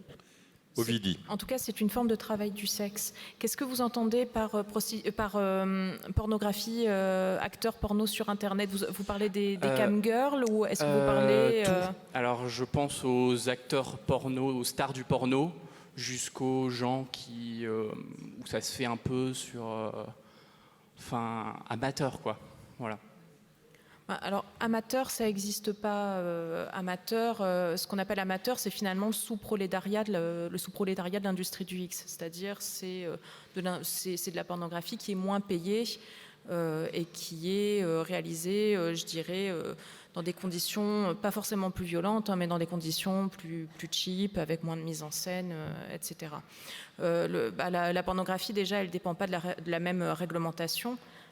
Jusqu'à présent, il est toujours légal d'exercer en tant qu'acteur ou actrice de films pornographiques en France. Ça ne dépend pas de la même législation que la prostitution de rue. C'est pour ça que, depuis tout à l'heure, moi, ce qui me chiffonne, c'est que on peut se demander d'un point de vue éthique, est-ce qu'on peut être rémunéré contre des prestations sexuelles? Or, là, le débat d'aujourd'hui, c'est pas de savoir est-ce qu'on a le droit, est-ce que c'est bien d'être proxénète ou pas. Enfin, je veux dire, on est tous d'accord là-dessus. Est-ce que c'est bien d'être violé ou pas? Ben non, on est tous d'accord là-dessus. Est-ce que c'est bien d'avoir subi des violences sexuelles dans son enfance ou pas? J'ai envie de dire, même si c'était le cas, moi je trouve ça extrêmement stigmatisant de lancer comme ça, un peu au pif, que la majorité des travailleurs du sexe auraient subi de l'inceste ou quoi que ce soit. Parce qu'encore une fois, on parle de quoi? On parle de quel type de travail du sexe? On parle de la pornographie, on parle de la prostitution de rue, on parle de l'escorting, on parle de quoi? Donc je trouve ça extrêmement stigmatisant, mais j'ai envie de dire, et quand bien même ce serait le cas, so what? Est-ce que ça doit nous persuader de continuer à les stigmatiser un peu plus et à les laisser travailler dans des conditions qui sont déplorables? Je ne crois pas. Par rapport à votre question, est-ce que vous pouvez la préciser? Parce qu'en fait, je ne la comprends pas, ce que vous me disiez, quelle était... parce que c'est une question très vague, la question de la pornographie. Quelle est votre question? Et je vous répondrai si je peux. Ma question, c'est par exemple quand on tape sur Google XX machin et que... comment dire? Et qu'on tombe sur des vidéos, voilà, que ça peut être de mauvaise qualité. Les gens qu'on voit faire une prestation sexuelle dans la vidéo, est-ce qu'il y a, vous avez des retours de souffrance de ces personnes-là ou voilà, est-ce qu'il y a des pas nécessairement, des non. À partir du moment où c'est une activité qui est consentie, non, ça va. Mais c'est pas, j'ai envie de dire, c'est pas le problème. Le problème, c'est les conditions de travail. C'est pas le travail en tant que tel. C'est ce que je disais tout à l'heure. Il y a un certain nombre de réglementations qui ont fini par sauter avec l'arrivée du streaming et l'arrivée d'Internet. Il y a eu une mutation du modèle économique de la pornographie qui a créé une forme de précarisation dans ce secteur. Concrètement, en l'espace de 10 ans, les revenus des acteurs et des actrices ont chuté de moitié. Concrètement, les actrices sont obligées de faire des choses qui sont... on retrouve finalement la même chose, la même problématique que par rapport à la prostitution de rue. Elles sont obligées d'accepter des pratiques qu'elles n'auraient pas acceptées avant. Elles sont obligées aujourd'hui il y a encore 10-15 ans, une actrice qui arrivait dans ce secteur-là pouvait facilement imposer le préservatif. Aujourd'hui, c'est plus le cas. Aujourd'hui, une actrice qui veut travailler, elle est obligée de travailler sans préservatif. Enfin, voilà, il y a tout un tas de choses qui se sont dégradées, mais qui sont liées à la précarisation de ce métier et qui sont liées au fait que beaucoup de réglementations ont sauté. Personne ne va manifester dans la rue pour défendre les conditions de travail des acteurs et des actrices porno. Par conséquent, on les a laissés finalement s'enfoncer dans une situation où ils ou elles sont de moins en moins protégés. Bon, voilà, c'est pour ça que moi je ne crois absolument pas à l'abolition, que ce soit de la prostitution ou de la pornographie. D'ailleurs, on le voit bien que les pays qui interdisent la pornographie, déjà en général, ce n'est pas les pays les plus démocratiques, mais qu'en plus, les pays qui interdisent la pornographie, ils en consomment autant que nous. Il y a les statistiques du site Pornhub qui ont été publiées. On voit qu'au Moyen-Orient où c'est interdit, ils en consomment. On voit qu'en Russie où c'est interdit, ils en consomment. On voit qu'en Chine où c'est interdit, ils en consomment. Donc dans les pays où finalement c'est interdit, on en consomme aussi. Qu'est-ce qui va se passer pour la prostitution? C'est la même chose. Même quand c'est interdit, c'est toujours là. Donc à partir du moment où c'est toujours là, qu'on le déplore ou pas, il me semble que ce qui est important, c'est de faire en sorte que les conditions de travail soient les meilleures. J'ai vu que vous souhaitiez réagir, mais priorité à la population. Bonjour, je suis la population. Du coup, moi, la population du forum. Moi, la question que je me pose, c'est est-ce qu'on est obligé, comme vous disiez, d'avoir... Enfin, je vois bien, dans la salle, on a tous ces questions-là, on se pose tous la question, est-ce qu'on stigmatise tous la profession de prostituée ou autres travailleurs, travailleuses du sexe? Et est-ce que c'est possible d'aller dans une dynamique de positivation, positivage de la profession, ou est-ce qu'on est en train de descendre, comme avec cette loi Rossignol, qui est plutôt dans l'idée de blâmer donc les systèmes de proxénétisme, ce qui est, bon voilà, le proxénétisme, on se doute que c'est quand même un peu du trafic d'humains, donc c'est pas super cool, mais il y a sûrement des gens, j'imagine, qui veulent faire leur métier de prostituée de façon pas positive, mais au moins heureuse et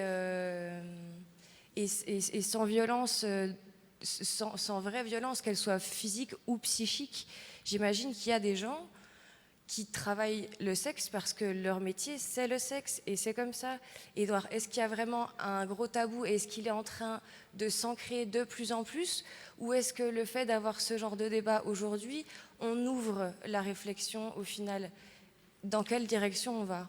Violaine, peut-on positiver la prostitution? Et après, je donnerai la parole sur cette question à Odile.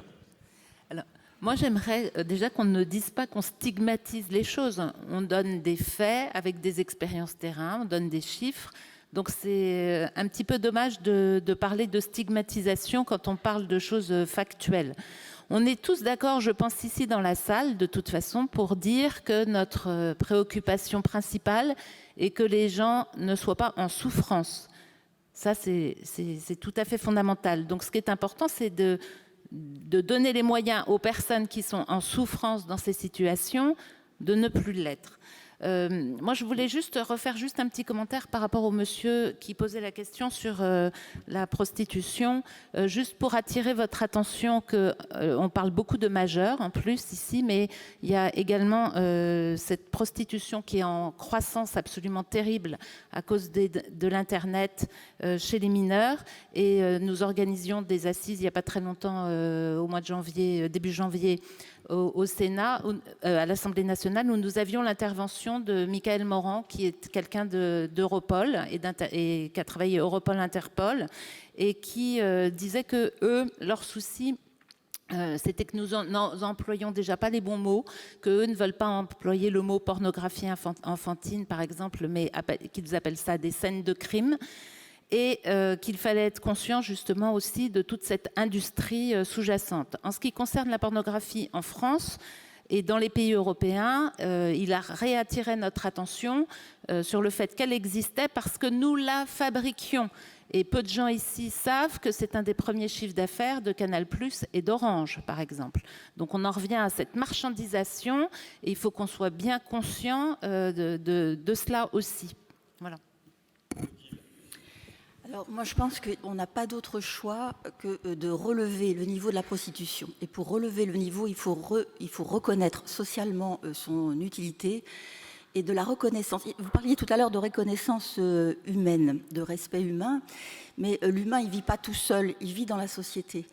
Et la reconnaissance sociale est très importante parce que de la reconnaissance sociale, de lutte, on reconnaît que l'autre est utile, on ne l'ostracise pas, on le réintègre dans la communauté sociale. Et je pense que c'est la seule façon de sortir de ce problème par le haut. Et ce qui nous empêche de sortir de ce problème par le haut, c'est l'importance du tabou sexuel. Je pense que s'il n'y avait pas ce tabou sexuel, on pourrait faire de la prostitution un petit commerce sympa. Mais le tabou sexuel est tel qu'on, d'abord même, on les traite de salopes, de putes, de prostituées, alors qu'elles ne donnent que de l'amour, de l'éros. Moi, je trouve que éroticienne, c'est très bien. C'est très bien. Et quoi que vous disiez, je pense que vous êtes quand même sous influence normale, sous influence normative, patriarcale, religieuse, mais je comprends ça, si vous voulez. Mais je crois que vous achoppez sur le tabou sexuel, c'est ça qui vous heurte. La pénétration vaginale, c'est au secours, et des fois, pour pas mal de femmes, la pénétration vaginale, elles ont peur, c'est au secours. Donc, en plus, elles font payer. Et vous êtes étonnés de voir que certaines font payer ce que la grande majorité fait gratuit. Il faut accepter que d'autres ne soient pas comme nous et il faut éviter de leur mettre la tête plus bas que terre. Parce que je vous entends, Madame Guérin, j'entends très bien ce que vous dites. D'abord, vous citez des chiffres. Et moi, je voudrais être certaine que vos chiffres soient exacts, parce qu'il n'y en a pas. On ne sait même pas combien se prostituent. On ne sait rien sur la prostitution. On ne sait rien sur vous parlez de caractère factuel, mais justement, il n'y en a pas. Vous parlez toujours des souffrances qu'elles ont eues, mais on n'a même pas la prévalence d'inceste et de souffrance dans la population non prostituée. On ne l'a pas. Non. Toutes les études sociologiques sont biaisées parce que c'est un espèce de chape de plomb sur ce problème. Toujours est-il que, pour en terminer, je pense qu'on n'a pas d'autre choix. C'est de faire le choix de la bienveillance, de la protection, et puis les choses suivront leur cours. Mais le problème, c'est que je crains que la société française achoppe sur ce tabou sexuel. Et l'autre jour, je me faisais la réflexion, j'aime bien aller au hammam, moi, le dimanche, et je vais au hammam de Saint-Denis. Et je me fais masser. Et je me disais, cette femme, elle me masse, elle est là le dimanche, à masser la couenne de Mme Buisson, elle a sans doute des enfants à la maison, un mari qui l'attend. C'est pas terrible comme situation. Et je me disais, vous parliez beaucoup du problème de l'argent, mais on en est tous là. Les salariés aussi. On peut penser, moi, mes consultations, je ne les fais pas gratuites. Pourquoi est-ce que le travail sexuel devrait être gratuit? Je ne vois pas pourquoi. Vous parliez toujours de ce phénomène d'argent. Un ouvrier, il fait gratuit. Une dame qui est aide-soignante, elle est dans les urines, elle est dans les excréments en permanence. C'est pas gratuit non plus, si vous voulez. Donc, je ne vois pas pourquoi vous mettez l'argent au centre du problème prostitutionnel, alors qu'il l'est vraiment de façon très générale. Nous ne travaillons pas gratuitement et nous travaillons avec notre esprit, avec nos corps. Tous. Donc moi, je pense qu'on ne peut pas sortir par le haut de ce problème. On peut très bien ne pas être d'accord, mais on peut au moins être d'accord sur une chose, c'est de ne pas rajouter de la souffrance à la souffrance et de ne pas prendre ces femmes pour des débiles mentales, des victimes, et les écouter. Je pense que c'est à elles de nous dire ce qu'elles veulent pour le meilleur.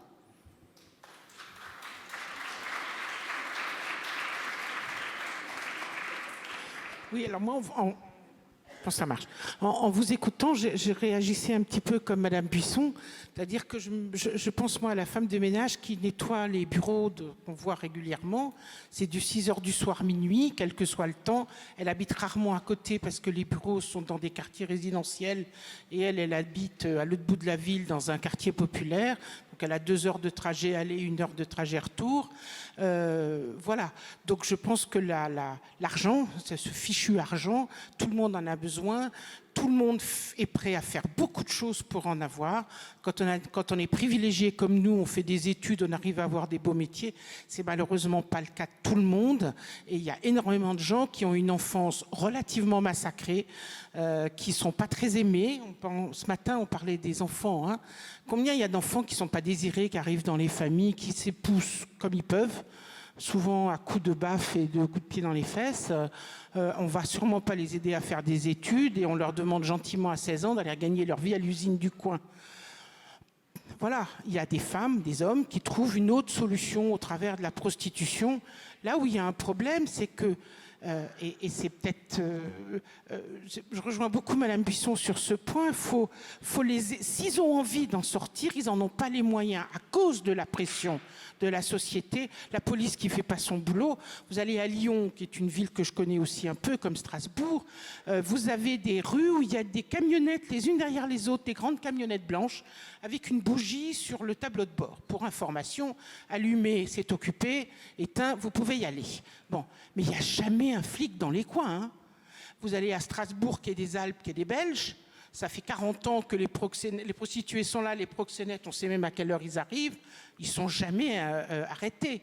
Donc c'est toute la société, depuis le législateur jusqu'aux parents du gamin pas désiré, qui interfèrent dans cette histoire. Donc voilà, je pense que de les aider, s'ils veulent en sortir, c'est là qu'est le problème majeur qui n'existe pas aujourd'hui. Isabelle Collot. J'ai vu que vous opiniez du bonnet et de votre association est là pour aider les prostituées. Bien sûr. Sinon, je pense que moi, je me sens très utile tous les jours. Ce matin, j'ai encore vu 6 personnes qui sont en train de s'en sortir. Alors, je dis en train parce que c'est pas comme ça. Hein. Il y a beaucoup de choses à faire pour elles-mêmes, pour tout ça. Il y a vraiment énormément de choses. Alors, je voulais rebondir sur une des définitions de la prostitution. Parce que c'est vrai qu'on a parlé de l'argent. C'est Andrea Dworkin, qui a connu la prostitution, qui la donne. Alors c'est la sienne, mais je trouve que ce serait intéressant que je vous la partage. La prostitution, c'est la bouche, le vagin, le rectum, pénétré d'habitude par un pénis, parfois par des mains, parfois par des objets, pénétré par un homme, un autre, et encore un autre, et encore un autre, et encore un autre. Voilà ce que c'est. Je crois qu'il ne faut pas se faire d'illusions. Voilà, la prostitution, c'est aussi chaque fois l'inconnu. Parce que moi, je le remarque, quand les personnes, elles ont des clients qu'elles disent des habitués. Et il y en a, à un moment donné, elles disent « je ne supporte plus tous les clients, je ne prends plus que des habitués ». Pourquoi elles prennent plus que des habitués? Parce qu'elles ont peur et elles disent au moins quand c'est un habitué, même si je dois rester prudente, je connais à peu près ce qu'il est. Et dans l'accompagnement, dans les rencontres, quand j'entends ça, ça veut aussi dire que la personne, elle est en train de réfléchir aussi autrement. Donc vous voyez que un autre homme, là vous êtes dans le cycle, etc. C'est ça la prostitution. Et quand vous commencez à changer, c'est autrement. Je voulais réagir tout à l'heure sur l'utilité sociale qu'on pourrait donner aux personnes prostituées. moi, je ne les stigmatise pas. Dénoncer la prostitution, c'est les aimer, les respecter pour ce qu'elles sont. Et je trouve grave que dans notre société, on leur laisse comme ça des missions pour rendre service aux personnes handicapées. Tiens, on va payer pour le travail sexuel pour une personne handicapée. Mais là, c'est dégradant aussi pour la personne handicapée. Quand on est handicapé, on n'est pas handicapé de l'amour. On a aussi le droit à draguer, à trouver quelqu'un et à vivre une vie affective et sexuelle sans payer. Je crois que on n'a pas à confier cette mission aux prostituées. On en fait. Alors, ça nous arrange bien aussi et ça peut nous rassurer de se dire, tiens, finalement, les personnes prostituées, elles sont pour tous ceux qui sont à la marge, les hommes seuls, les moches, les handicapés, les étrangers. L'enquête sur les clients, elles nous disent quoi? Que ce soit en France ou dans d'autres pays, les 3/4 des clients sont des hommes en couple. Donc, mesdames et messieurs, interrogez-vous. Et c'est peut-être ça qui, des fois, peut être déstabilisant. C'est de se dire, tiens, finalement, mon partenaire, il est peut-être ailleurs. C'est aussi ça, déstabilisant. Donc, je crois qu'il faut aussi arrêter de confier des choses comme ça aux personnes prostituées, puis s'en décharger. Et après, on se dit, c'est bon, les amis, dans des endroits propres, elles ont la sécurité, elles ont la sécurité sociale, on est tranquille. On se donne une bonne conscience. Et je crois que continuer à les voir dans la rue, c'est rester éveillé pour vouloir l'abolition de la prostitution. Et là, je voulais réagir en disant que pour moi, l'abolition, ce n'est pas la prohibition. On n'est pas dans la prohibition. La prohibition, c'est l'interdiction de la prostitution. Ça veut dire un délit et une interdiction, et c'est un délit. Et les États-Unis, par exemple, sont prohibitionnistes.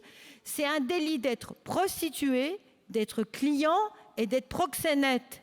C'est ça la prohibition. Les 3 acteurs sont considérés comme des délinquants. Dans l'abolition, c'est l'abolition de la réglementation, reconnaître à la personne prostituée comme victime au sens juridique et non pas moral du système. Donc on ne lui rajoute pas des difficultés, on ne lui rajoute pas des impôts, on ne lui rajoute pas des amendes, etc. On lui laisse le temps de prendre ses décisions pour faire ses choix et peut-être mourir dans la prostitution. Oui, j'ai vu des personnes, j'ai enterré des personnes qui, pendant 30 ans, 35 ans, étaient dans la prostitution, elles sont mortes comme ça. Dans la prostitution, elles n'ont jamais fait. Oui, j'ai accompagné. Mais voilà, chacun son temps. C'est pas à moi de savoir ce qu'elle fait pas. Par contre, je souhaite un projet de société qui a une visée utopique. Et c'est ça, la société, la loi.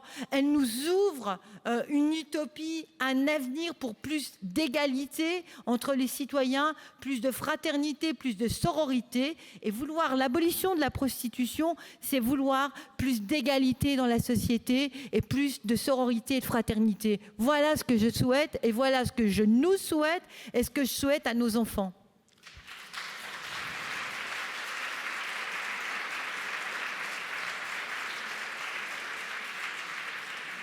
Je dois dire qu'on a des débattrices exceptionnelles. Odile, mais brièvement, parce qu'il y a encore des questions. Alors, Madame Collot, de quoi je me mêle? Si un homme est en couple et qu'il a envie d'aller voir la péripatéticienne du coin, de quoi vous mêlez-vous? Vous allez lui mettre une puce électronique dans son caleçon? Pas du tout. Vous allez... Alors, pourquoi est-ce que vous signalez que 3/4 des clients des prostituées sont des hommes en couple? Qu'est-ce que ça peut vous faire? Et vous voyez que là, je vous prends en flagrant délit de morale patriarcale, de morale normée, où la sexualité n'est possible que dans le mariage hétérosexuel. Car visiblement, cela vous choque qu'un homme marié aille voir une pute. Non, c'était pas me choquer, c'était juste donner une information que vous prenez, vous recevez comme vous voulez, et qui avait pour but de déplacer des idées reçues qui justifient la prostitution pour les hommes seuls, moches, handicapés, etc. C'était pour vous dire que voilà, le client, c'est monsieur tout le monde, et que d'être en couple, ça n'y épargne pas. Et parce que parfois, on veut justifier la prostitution juste pour ce public-là. C'est juste ça. Très récemment, était assise était assise exactement à la même place que vous dans une table ronde sur le handicap. Une mère qui disait « Si je n'ai pas d'aidant sexuel, c'est moi qui m'occupe de mon garçon de 20 ans ». C'est juste pour ouvrir une petite parenthèse quand vous dites « Les handicapés peuvent se débrouiller ». Non, madame, pas toujours.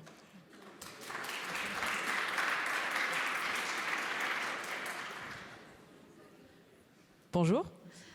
Déjà, merci pour tous ces discours. J'ai une question un peu plus innocente, du coup, avec tout ce qui a été dit. Parce que dans la vie, on choisit toujours un métier qui nous plaît, pas uniquement pour intérêt économique. On a toujours ce choix, ou pas. Mais... Et du coup, j'aimerais savoir, en fait, qu'est-ce qui motive un ou une individu à s'orienter vers les métiers tels que dans acteur ou actrice porno ou travailler dans la prostitution. Qu'est-ce qui les pousse en dehors d'un intérêt économique à exercer? Ovidie, Violaine. Déjà, il faut leur demander. Je suis pas sûre que ce soit je suis pas sûre que ce soit une question qui soit finalement si intéressante que ça. En fin de compte, quelles sont leurs motivations? La motivation, c'est gagner de l'argent, la plupart du temps. Moi, ce qui me chiffonne quand même depuis tout à l'heure, avec tout ce que j'entends, on dit il faut respecter les prostituées, mais déjà, commençons par leur donner la parole. Commençons par justement, c'est pas à moi qu'il faut demander, c'est à eux, c'est à elles. Ça, c'est la première chose. Depuis tout à l'heure, j'ai l'impression qu'on parle comme si on parlait de petits chiens, quoi. Enfin, non, je veux dire, ce sont des personnes qui sont capables de discernement, qui sont capables de s'exprimer par eux-mêmes et par elles-mêmes. Il y a combien d'étudiantes qui payent leur master ou leur thèse en se prostituant? Il y a combien d'étudiantes, par exemple, qui échangent un loyer au rabais contre des prestations sexuelles? C'est aussi de la prostitution. On leur pose la question, là, aujourd'hui, elles sont tout à fait capables de s'exprimer. Donc, depuis tout à l'heure, j'ai l'impression qu'on parle vraiment... Elles n'ont pas très envie, Ovidie, parce que c'est extrêmement difficile. C'est déjà difficile quand on est enfant né sous X ou issu d'un don de sperme de venir à cette table. C'est encore plus difficile. Et j'assume le choix de ne pas avoir voulu exposer et jeter en pâture des femmes qui veulent aussi la confidentialité sur leur vie. Donc j'assume de ne pas avoir invité de prostituées à cette table ronde. J'entends, mais par exemple, sur la question, vous allez débattre, sur la question de la GPA, vous avez débattu de la GPA, il y a des personnes qui ont témoigné. Sur la question du droit des animaux, vous avez Sébastien Arsac qui va venir parler. Pourquoi? Parce que les animaux ne peuvent pas parler, donc c'est Sébastien Arsac qui va parler. Mais là, sur la question de la prostitution, mais je ne parle pas seulement d'aujourd'hui, je ne fais pas le procès d'aujourd'hui, c'est pas du tout ça la question. C'est d'une façon générale, je remarque qu'elles n'ont pas voix au chapitre et qu'on s'exprime, qu'on se permet de s'exprimer à leur place et donc de balancer des chiffres qui sont plus ou moins bidons. Au moment, où a été votée la loi justement de 2016, il y a eu 3 ans d'aller-retour entre le Sénat et l'Assemblée nationale. Il y a eu des débats à n'en plus finir. Il y a eu la très malheureuse tribune des 343 salauds où il y avait toute une série d'hommes plus ou moins connus qui avaient revendiqué leur droit à avoir leur propre pute. Enfin, c'était terriblement malheureux comme période. C'était une période de débat qui était assez atroce, faut bien le dire. À ce moment-là, il y a une étude qui est parue qui disait que 98% des travailleurs du sexe qui étaient interrogés étaient contre cette loi qui était à ce moment-là en construction. Donc on peut balancer tous les chiffres contradictoires. En fin de compte, la réalité, c'est qu'on ne le sait pas. Donc voilà, moi, ce que j'ai envie de dire, c'est la première chose, je veux dire, il suffit d'écouter les femmes, c'est pas de moi. La première chose à faire, c'est les écouter leurs revendications et leur demander qu'est-ce que vous voulez et qu'est-ce qu'on peut faire pour améliorer vos conditions de travail. Après, peu importe, est-ce que finalement le choix d'aller vers le travail du sexe était quelque chose qui était plus ou moins voulu ou pas. Il faut voir aussi qu'on a chacun nos limites. Moi, par exemple, aujourd'hui, j'aurais plus un sou, je serais dans une situation où je devrais trouver de l'argent très rapidement. On me dirait, tu as le choix, tu travailles, je dis un truc au pif, dans l'industrie porcine ou tu vas tapiner.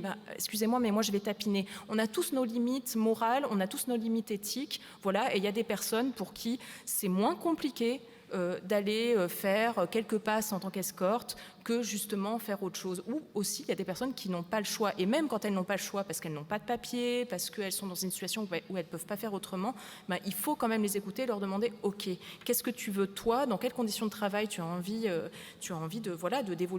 d'évoluer au quotidien? Mais moi, je crois pas que... Moi, je souhaite pas, non, vivre dans un monde merveilleux où l'abolition où la prostitution serait abolie. Moi, je voudrais vivre dans un monde merveilleux où le patriarcat serait aboli. Donc voilà, après, on a a chacun nos espoirs, mais je ne crois pas qu'abolir la prostitution règle quoi que ce soit aux inégalités, à la domination masculine et aux inégalités. Ça, je n'y crois pas du tout. Violaine. Ce serait trop facile.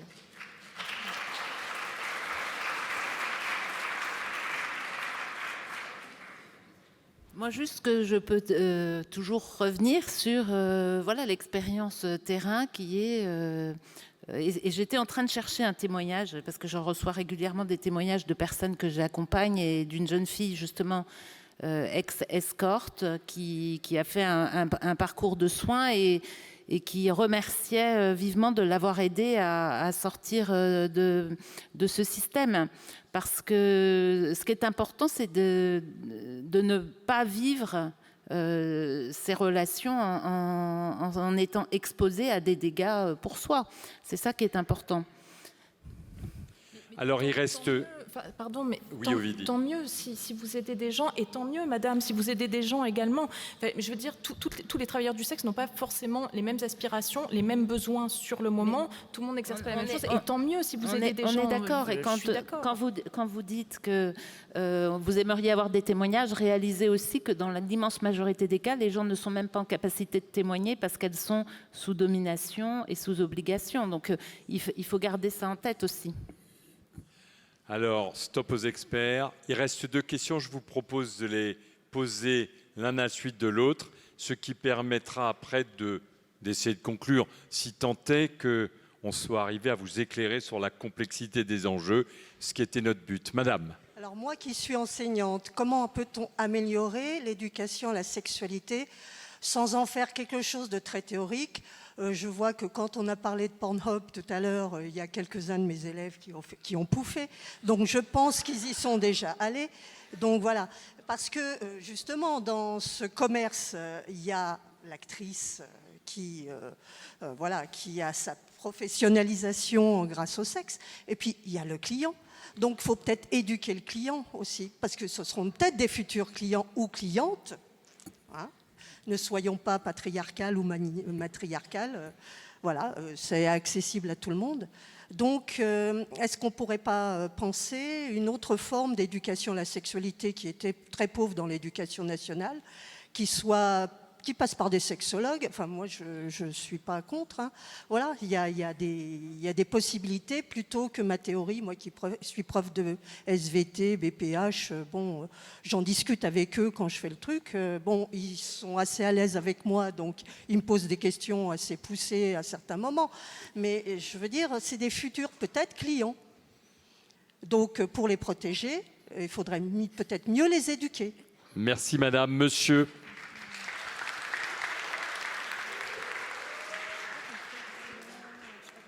Oui, bonjour.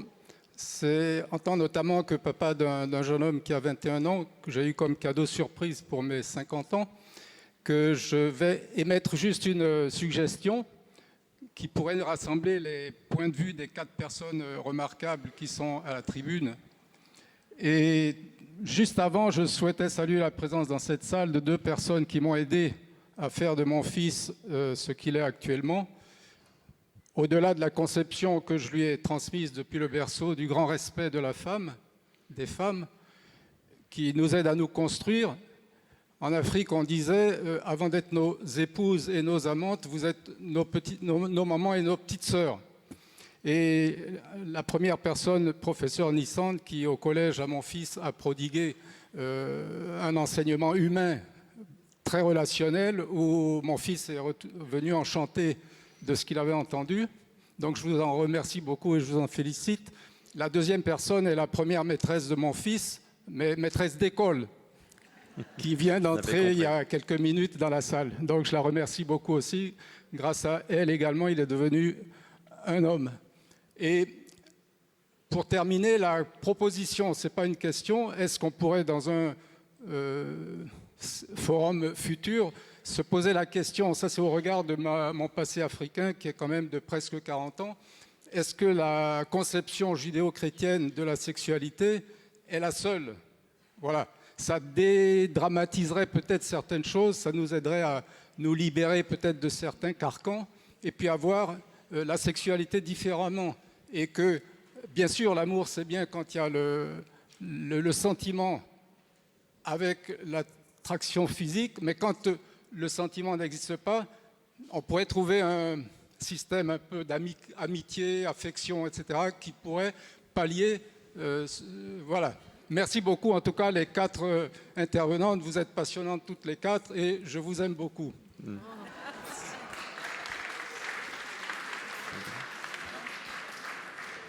Violaine.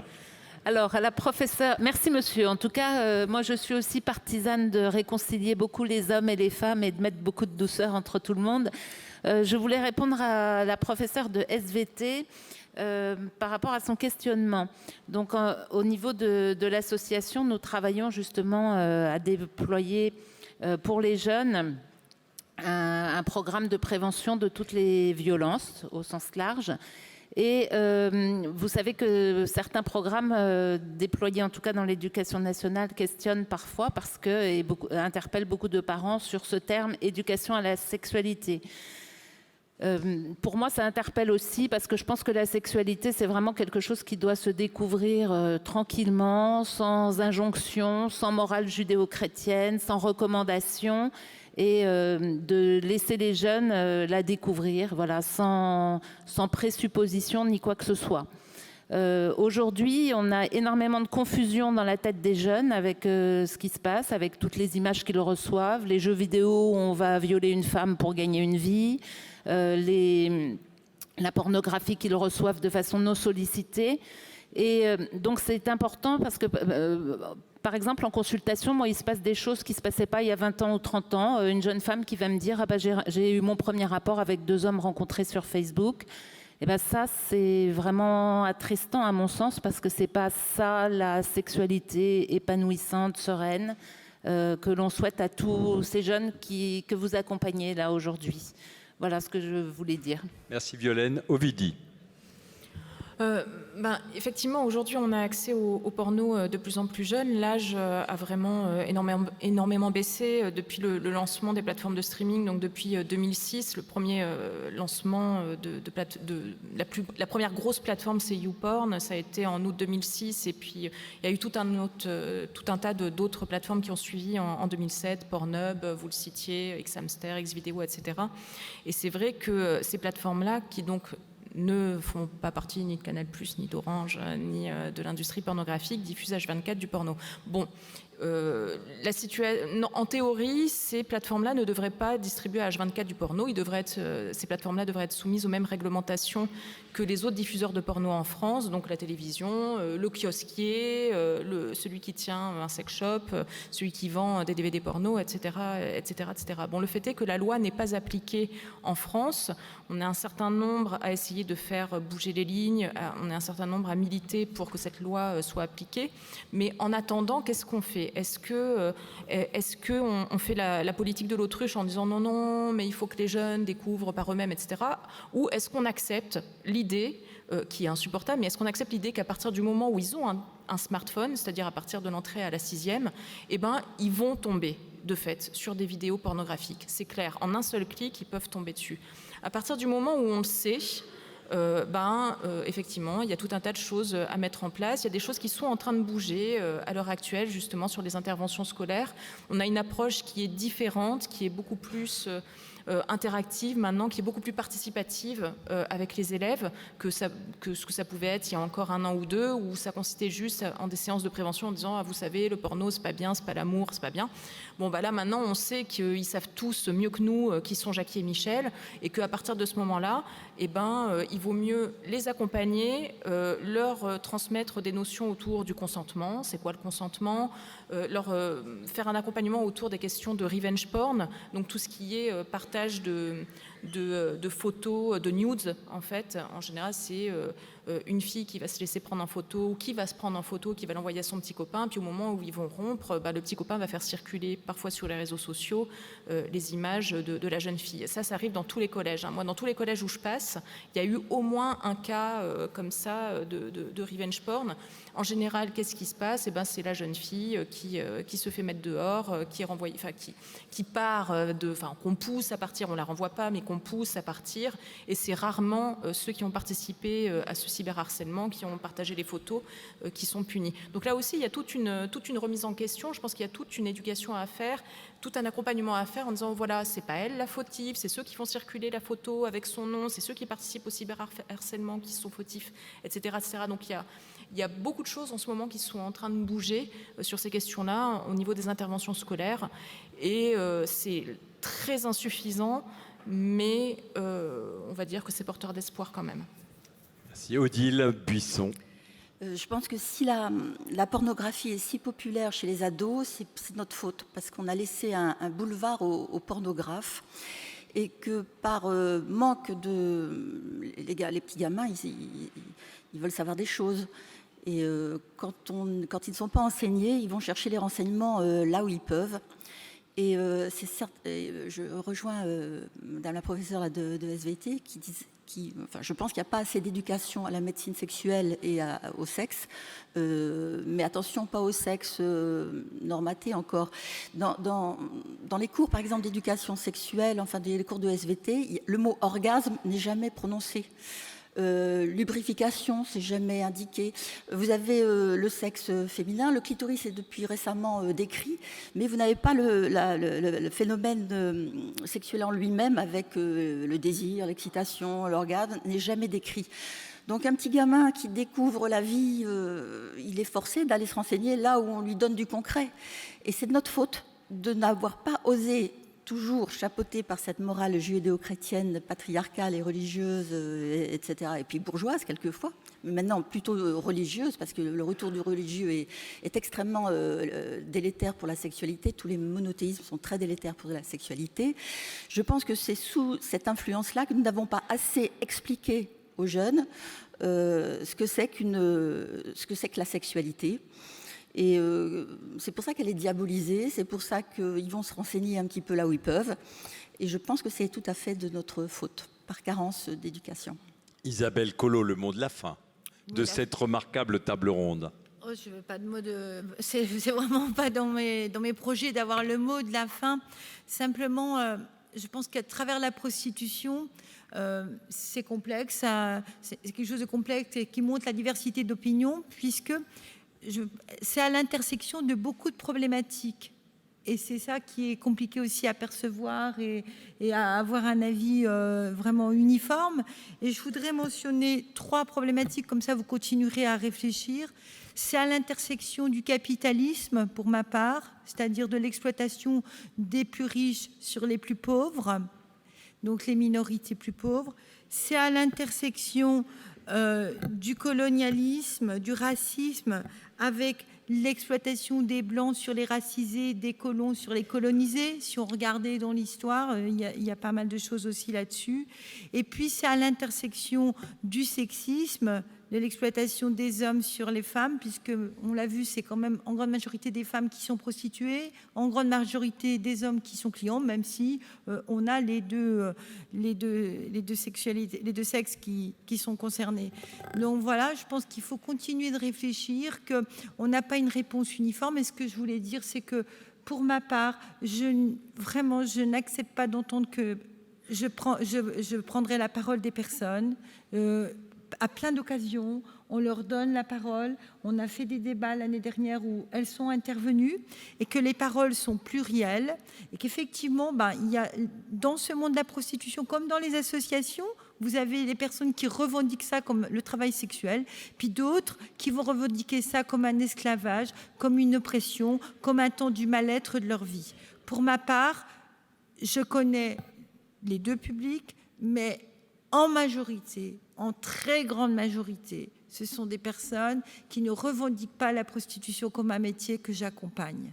Donc, je pense que, voilà, quand on a un projet de société, on essaye de voir ce qu'il y a de meilleur pour le plus grand nombre. Maintenant, il faut aussi prendre soin des autres. Ça ne veut pas dire ne rien leur dire, ne pas reconnaître leurs paroles. Mais à un moment donné, la loi, elle a le projet pour un projet de société. Merci. Il reste des choses à dire. Heureusement, vous avez toutes les 4 été brillantes et très éclairantes. On se laisse 10 petites minutes pour se désaltérer et autres escales techniques.